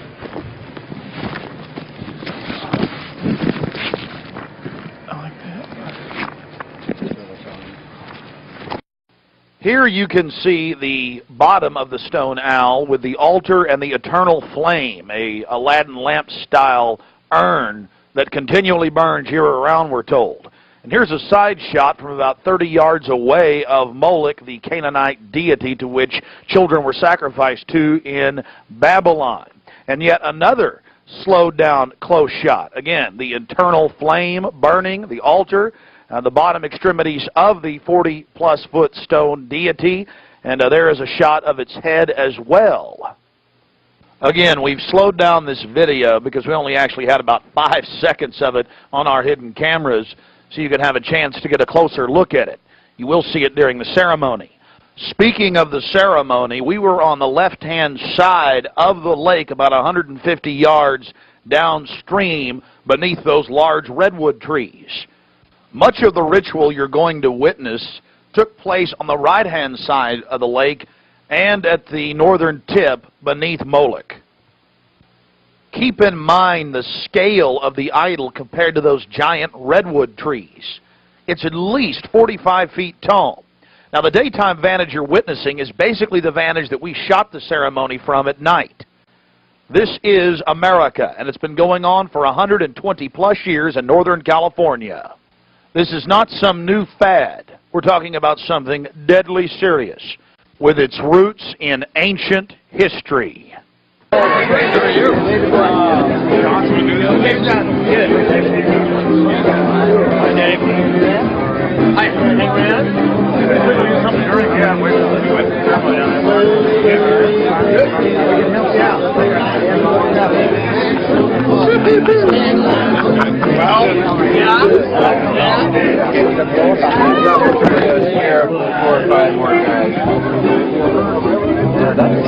may have to.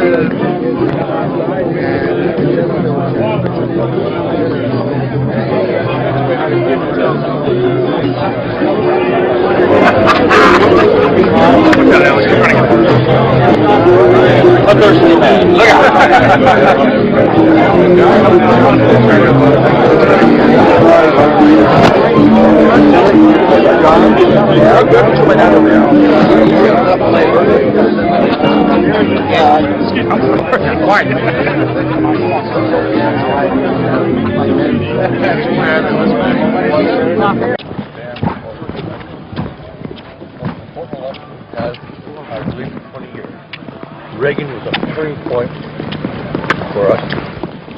Didn't realize at the time it was. And anytime I shoot. Turning point for us. Oh, really? So many liberal Democrats in their time to change things around. Morning. It was all live. Was it, Rob? No. It's probably as accurate as we know. Yeah.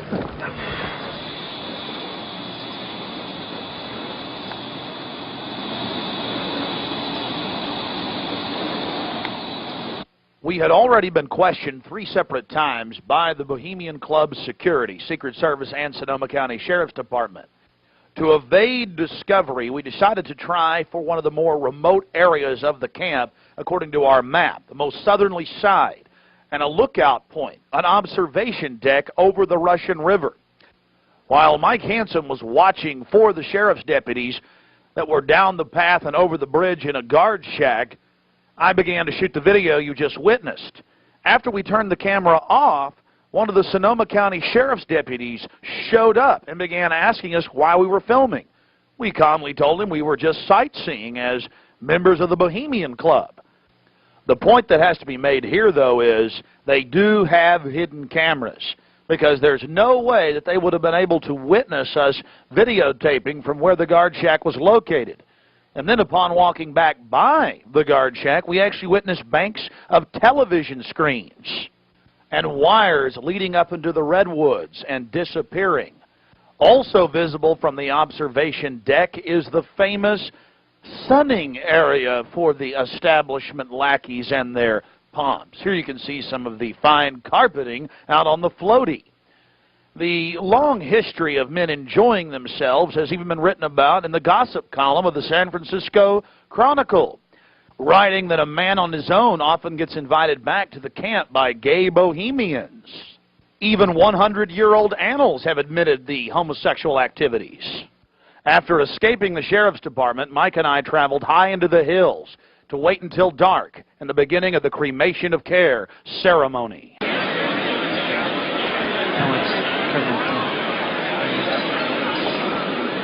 Before the cremation of care, all the Bohemian Club members begin a massive feast of revelry. He's so pissed off at me.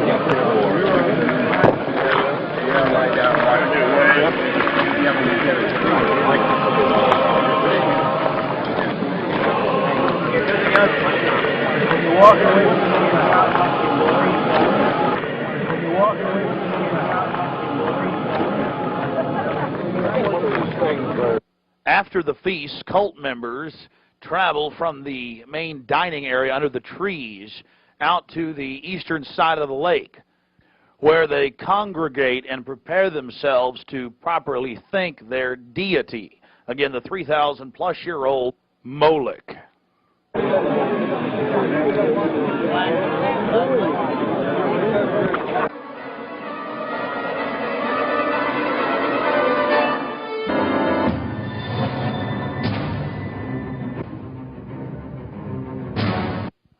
The occult activities are coming up.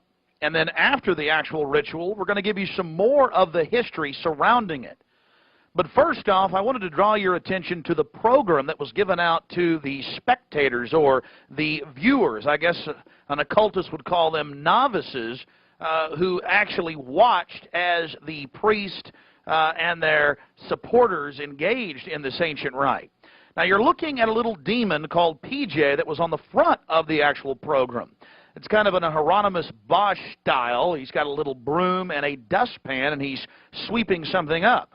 Now, even more shocking is the figure of a human body burning in the flames. In fact, I've shown it to people that are experts in anatomy, to actual doctors, and they say that the anatomical size is that of a baby or small child. Notice how large the cranium is in comparison to the torso, that is the ribs. Understand, ladies and gentlemen, this is from the program itself given out to the establishment lackeys witnessing these sinister activities. Remember, in Babylon and Tyre, they would throw their children into fiery pits. Look at the size of the hands compared to the rest of the body. Only children show these anatomical details. Now, of course, it's been airbrushed in, but it shows the psychology. Now, this is the only skull we actually caught on tape. We've blown it up for you over one of the major meeting houses.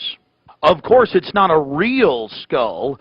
It was extremely oversized up on the signage. The point we're trying to make here is the entire compound was literally infested with symbols of death, skulls, owls. At long last, here it is, the cremation of care unveiled. Oh,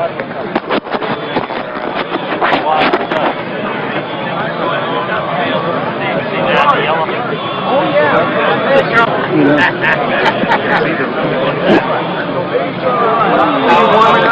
Let me get you a quick. We're going to keep it covered up.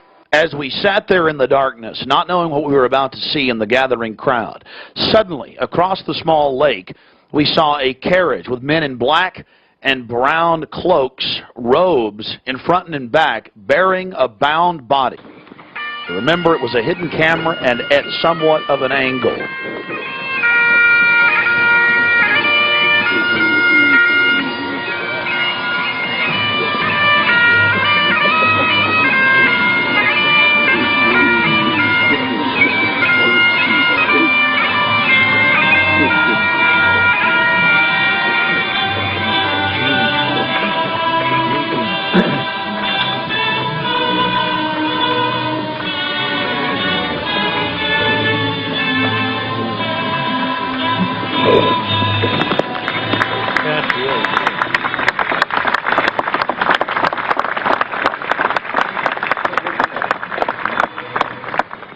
Something particularly pleasing was happening for the Bohemian Grovers with whatever developed with that crowd of men in black and brown and the bound body on the back of the buggy. They drove behind big black tarps they had hanging out of the trees. There was lots of smacking on lips of and bizarre enjoyment by the crowd. We still haven't made out exactly what was going on, but that a real sacrifice may have actually been developing according to some occult experts.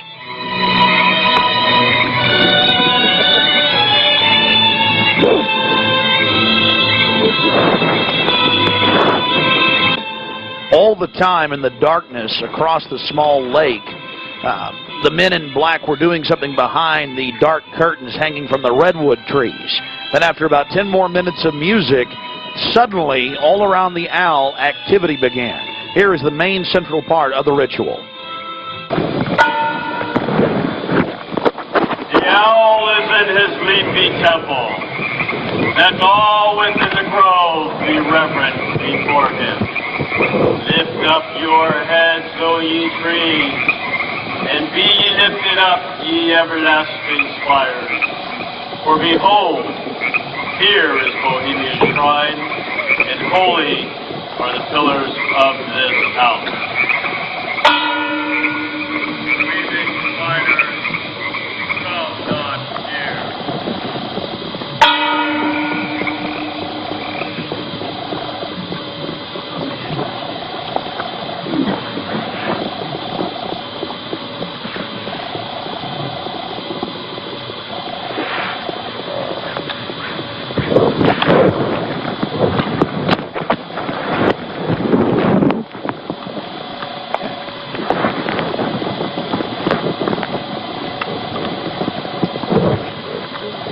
Hail, Bohemians, with the ripple of waters, song of birds, such music as inspires the sinking soul, do we invite you into midsummer's joy.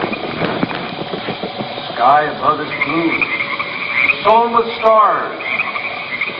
The forest floor is heaped with fragrant drift.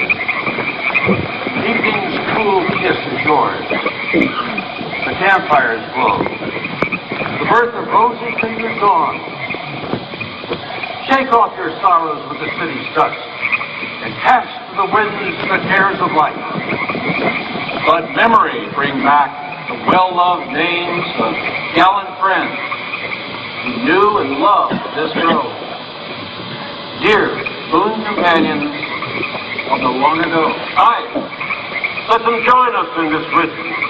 Not a place be empty in our midst. O beauty's vassals, who hold in this gray autumn of the world her springtime in your heart, attend our tale. Gather, ye forest folk, and cast your spell over these mortals. Touch their world-blind eyes with fairy unction. Open their eyes and blow all the memories of yesterday and seal the gates of sorrow. It is a dream, and yet not all a dream. Dull care and all of his works are but a dream. As vanished Babylon and goodly Tyre, so shall they also vanish. But the wilding rose blows on the broken battlements of Tyre, and walks rend the stones of Babylon. For beauty is eternal, and we bow to beauty everlasting. For lasting happiness, return to one alone, and she surrounds you now. Great nature, refuge of the weary heart, and only balm for breasts that have been bruised. Ye have cool hands for every favorite brow, and gentlest silence for the troubled soul. The counsels are most wise. She healeth well, having such ministries as calm and sleep.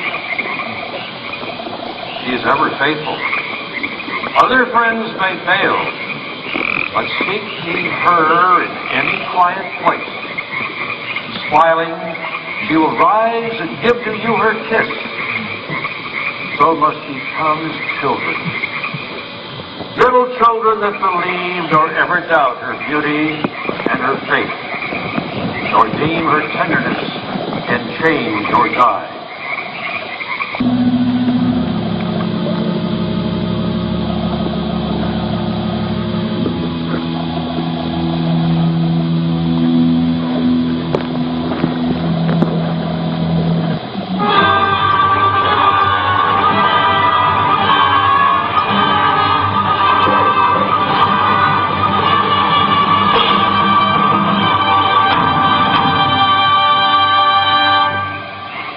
Bohemians and priests, the desperate call of heavy hearts is answered.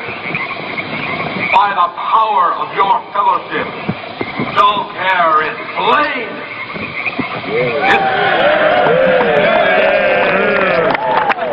His body has been brought yonder from the funeral pyre. with joyous wipings of a funeral mouse. Our funeral pyre awaits the corpse of care. There we go.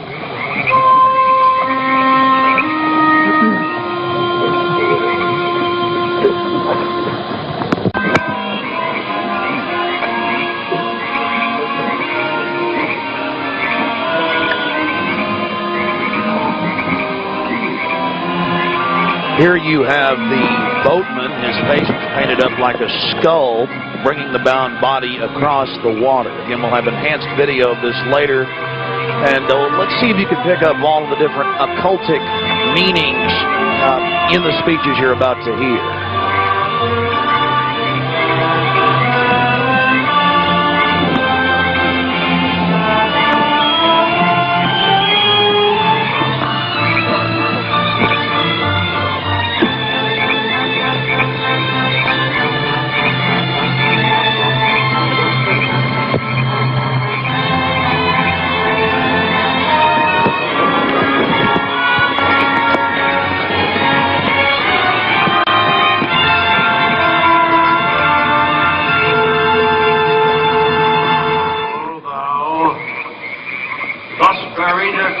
The shadowy tide, and all the ancient majesty of death, no arch enemy of beauty.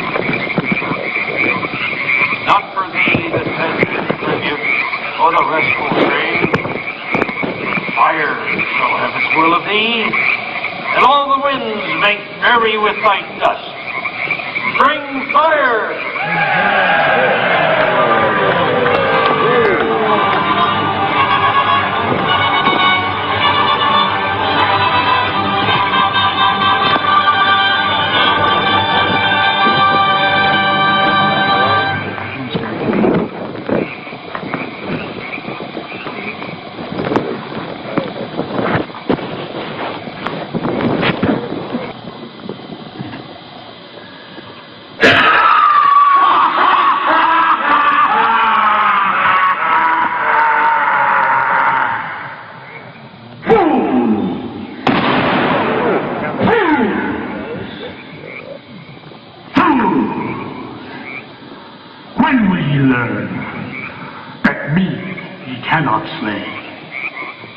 Year after year, he burned me in this grove, lifting your puny shouts of triumph to the stars.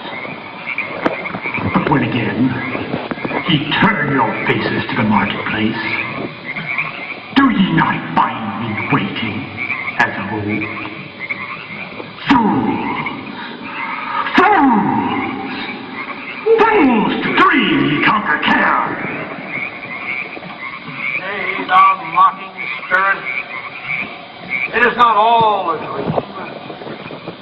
We know thou waitest for us when this our sylvan holiday has ended. We shall meet thee and fight thee as of old, and some of us prevail against thee, and some thou shalt destroy. But this too we know. Year after year within this happy grove, our fellowship bans thee for a space. Thy malevolence which would pursue us here has lost its power under these friendly trees. So shall we burn thee once again this night, and in the flames that eat thine effigy, we shall read the sign, Midsummer sets us free. Ye shall burn me once again!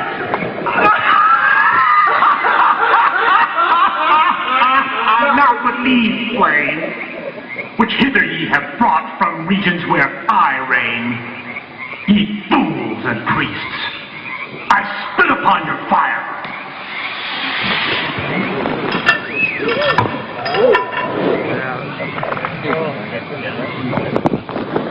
Wow.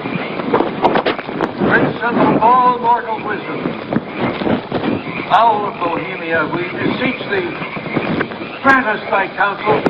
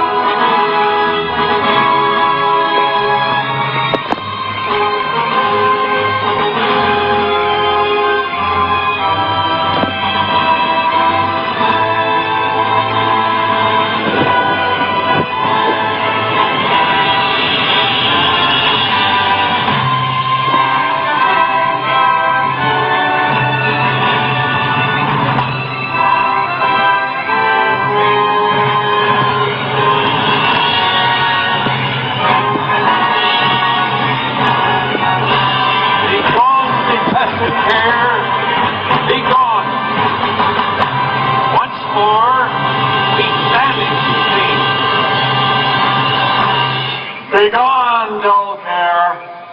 Fire shall have its will of thee. Begone, dull care.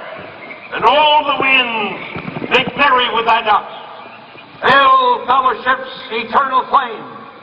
Once again, midsummer sets us free.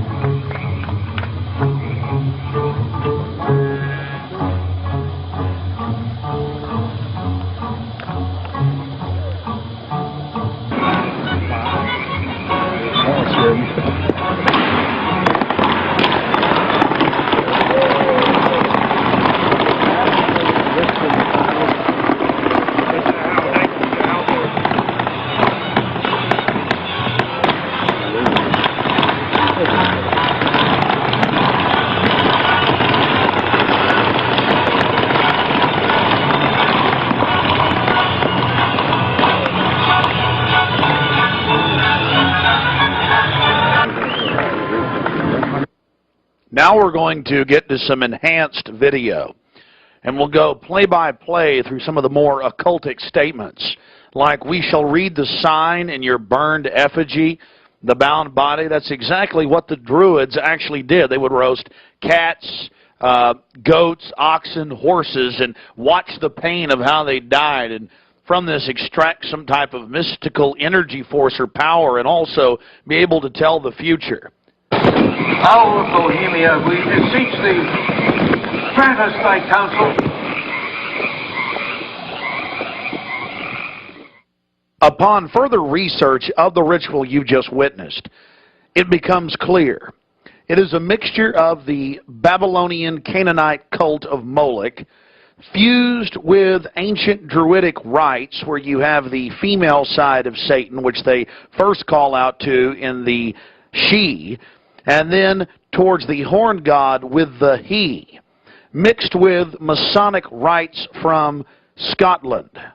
It's very likely that many of the 1,500 to 2,000 member crowd had really no idea what they were actually watching because it was thinly veiled.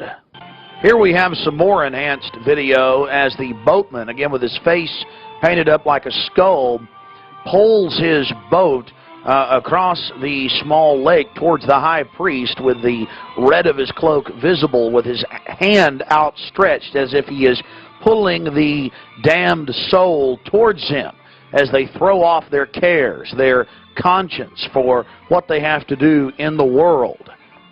Also, you have the arrangement of the circle of higher level priests around him, the high priest in lighter colors, and then the outer rings of red, and then those in black.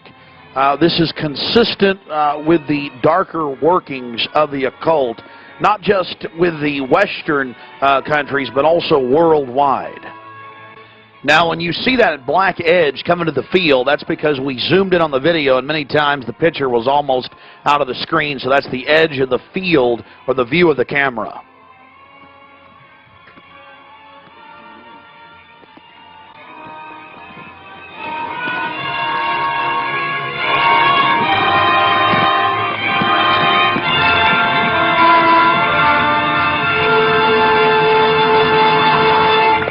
We'll get back to more enhanced video of the ritual here in just a minute. But remember PJ, the little demon down in the corner, the left-hand corner of the program, sweeping up the ashes with little horns?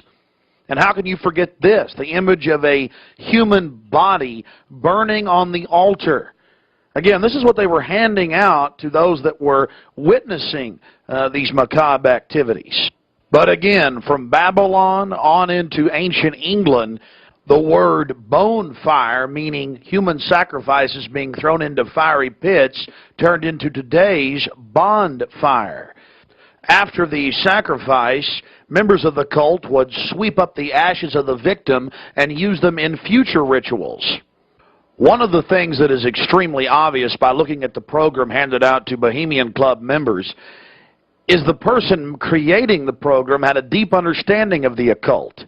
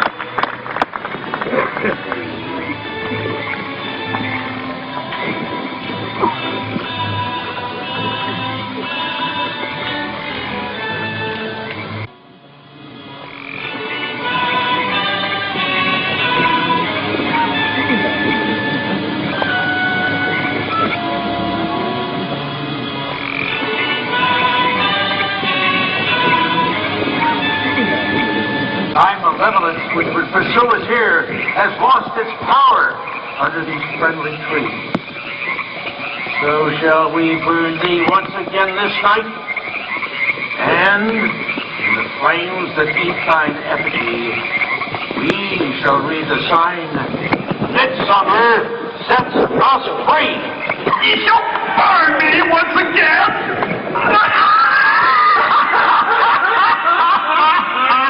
Not with these flames, which hither ye have brought from regions where I reign. Ye fools and priests, I spit upon your fire.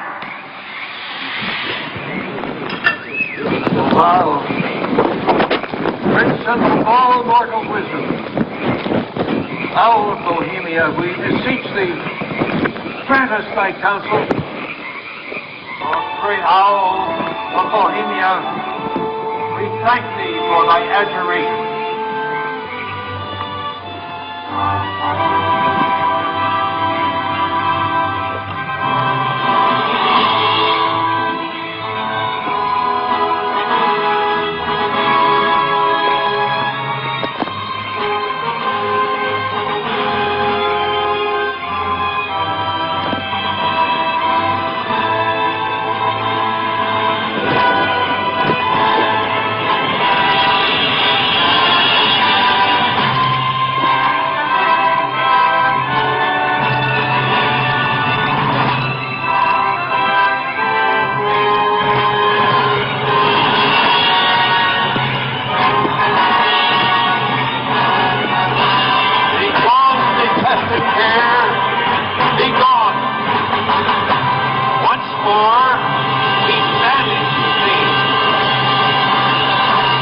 Begone, dull care.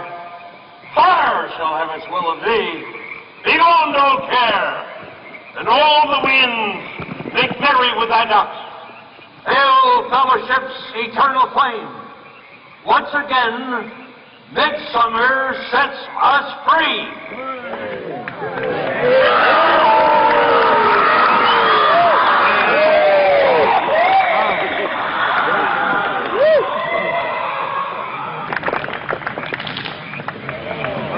There you see the funeral pyre burning with the effigy of a human. Or it could be real, ladies and gentlemen.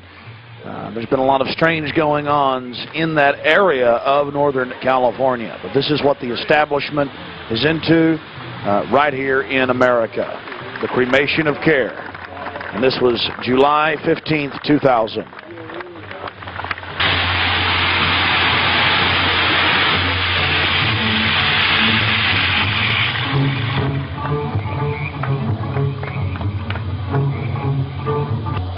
These people are deadly serious, those taking part in the ceremony.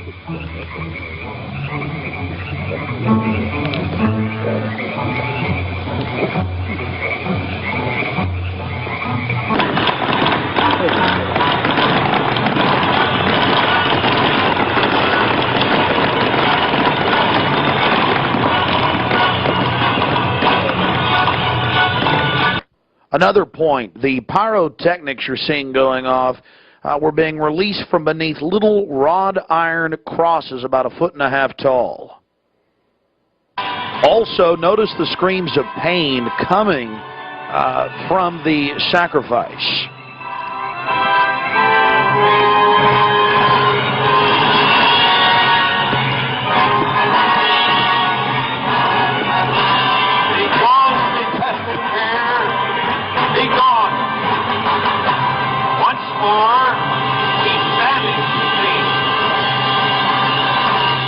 Begone, dull care. Fire shall have its will of thee. Begone, dull care. And all the winds make merry with thy ducks. Hail, fellowship's eternal flame. Once again, midsummer sets us free.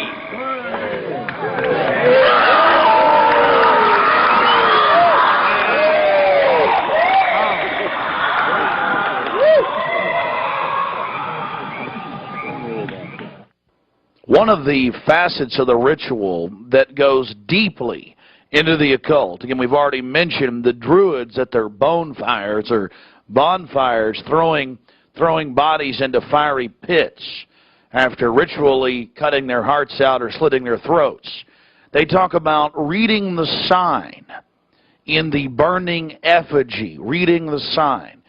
Again, research your history books on the occult, even the Encyclopedia Britannica on what the Druids would engage in. This is just unbelievably macabre and evil. So shall we burn thee once again this night, and in the flames that eat thine effigy, we shall read the sign. Well, we're going to confront George Bush on Bohemian Grove. George Bush Jr., they've been announcing on CNN, MSNBC on television last night and today. For the first time in history, they're admitting it, why the vice presidential decision was made at Bohemian Grove. George Bush Sr., the former president, and Colin Powell and others. So now they're just throwing it in everybody's face. We've broken the story over a week ago. July 15th, we were in Northern California. They're trying to ignore it. George Bush is down here at the governor's mansion across the street from the Capitol, about to announce Dick Cheney as his vice presidential running mate. We're going to go blow the party for him and get the information out to people. We're not going to stop. We're getting in their face.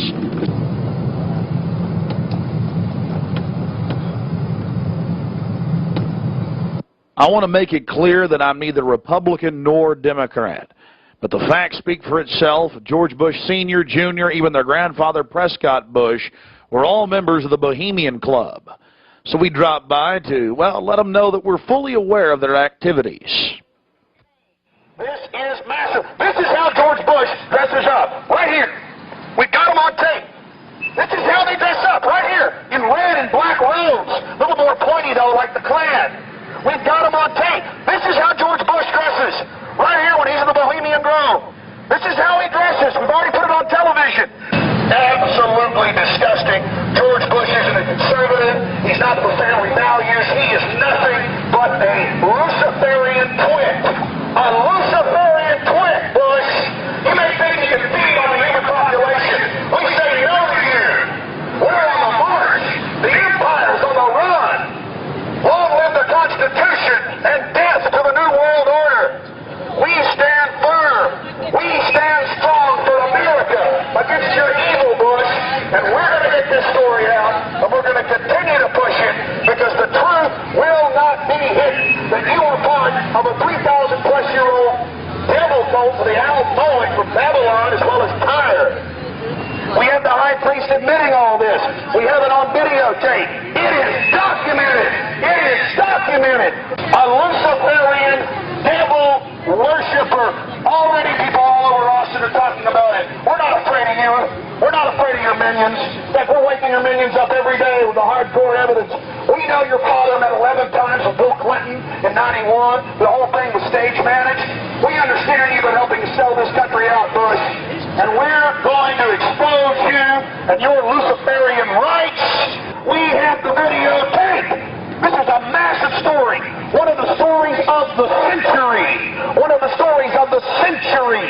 How you had the Luciferian Pope for 121 years in Northern California. I went inside for the cremation of care. I witnessed the entire debacle. Many of these Secret Service agents have been in. No doubt. Protecting these people inside of this system.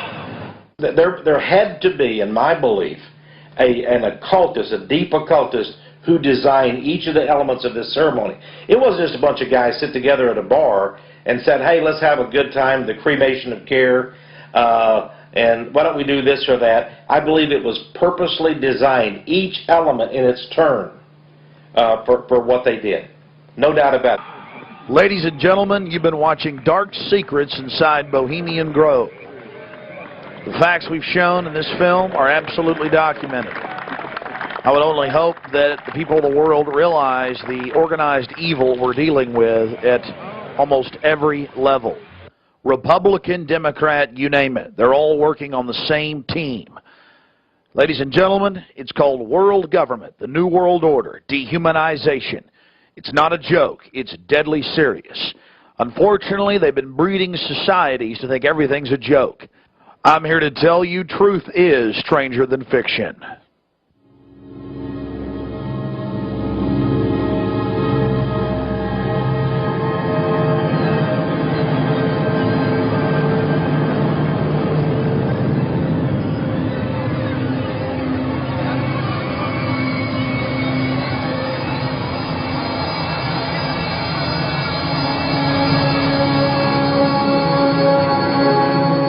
purchase additional copies of this film, or to see dozens of other films and important books, be sure and visit Infowars.com or PrisonPlanet.com. Or to order, simply call toll-free 1-888-253-3139.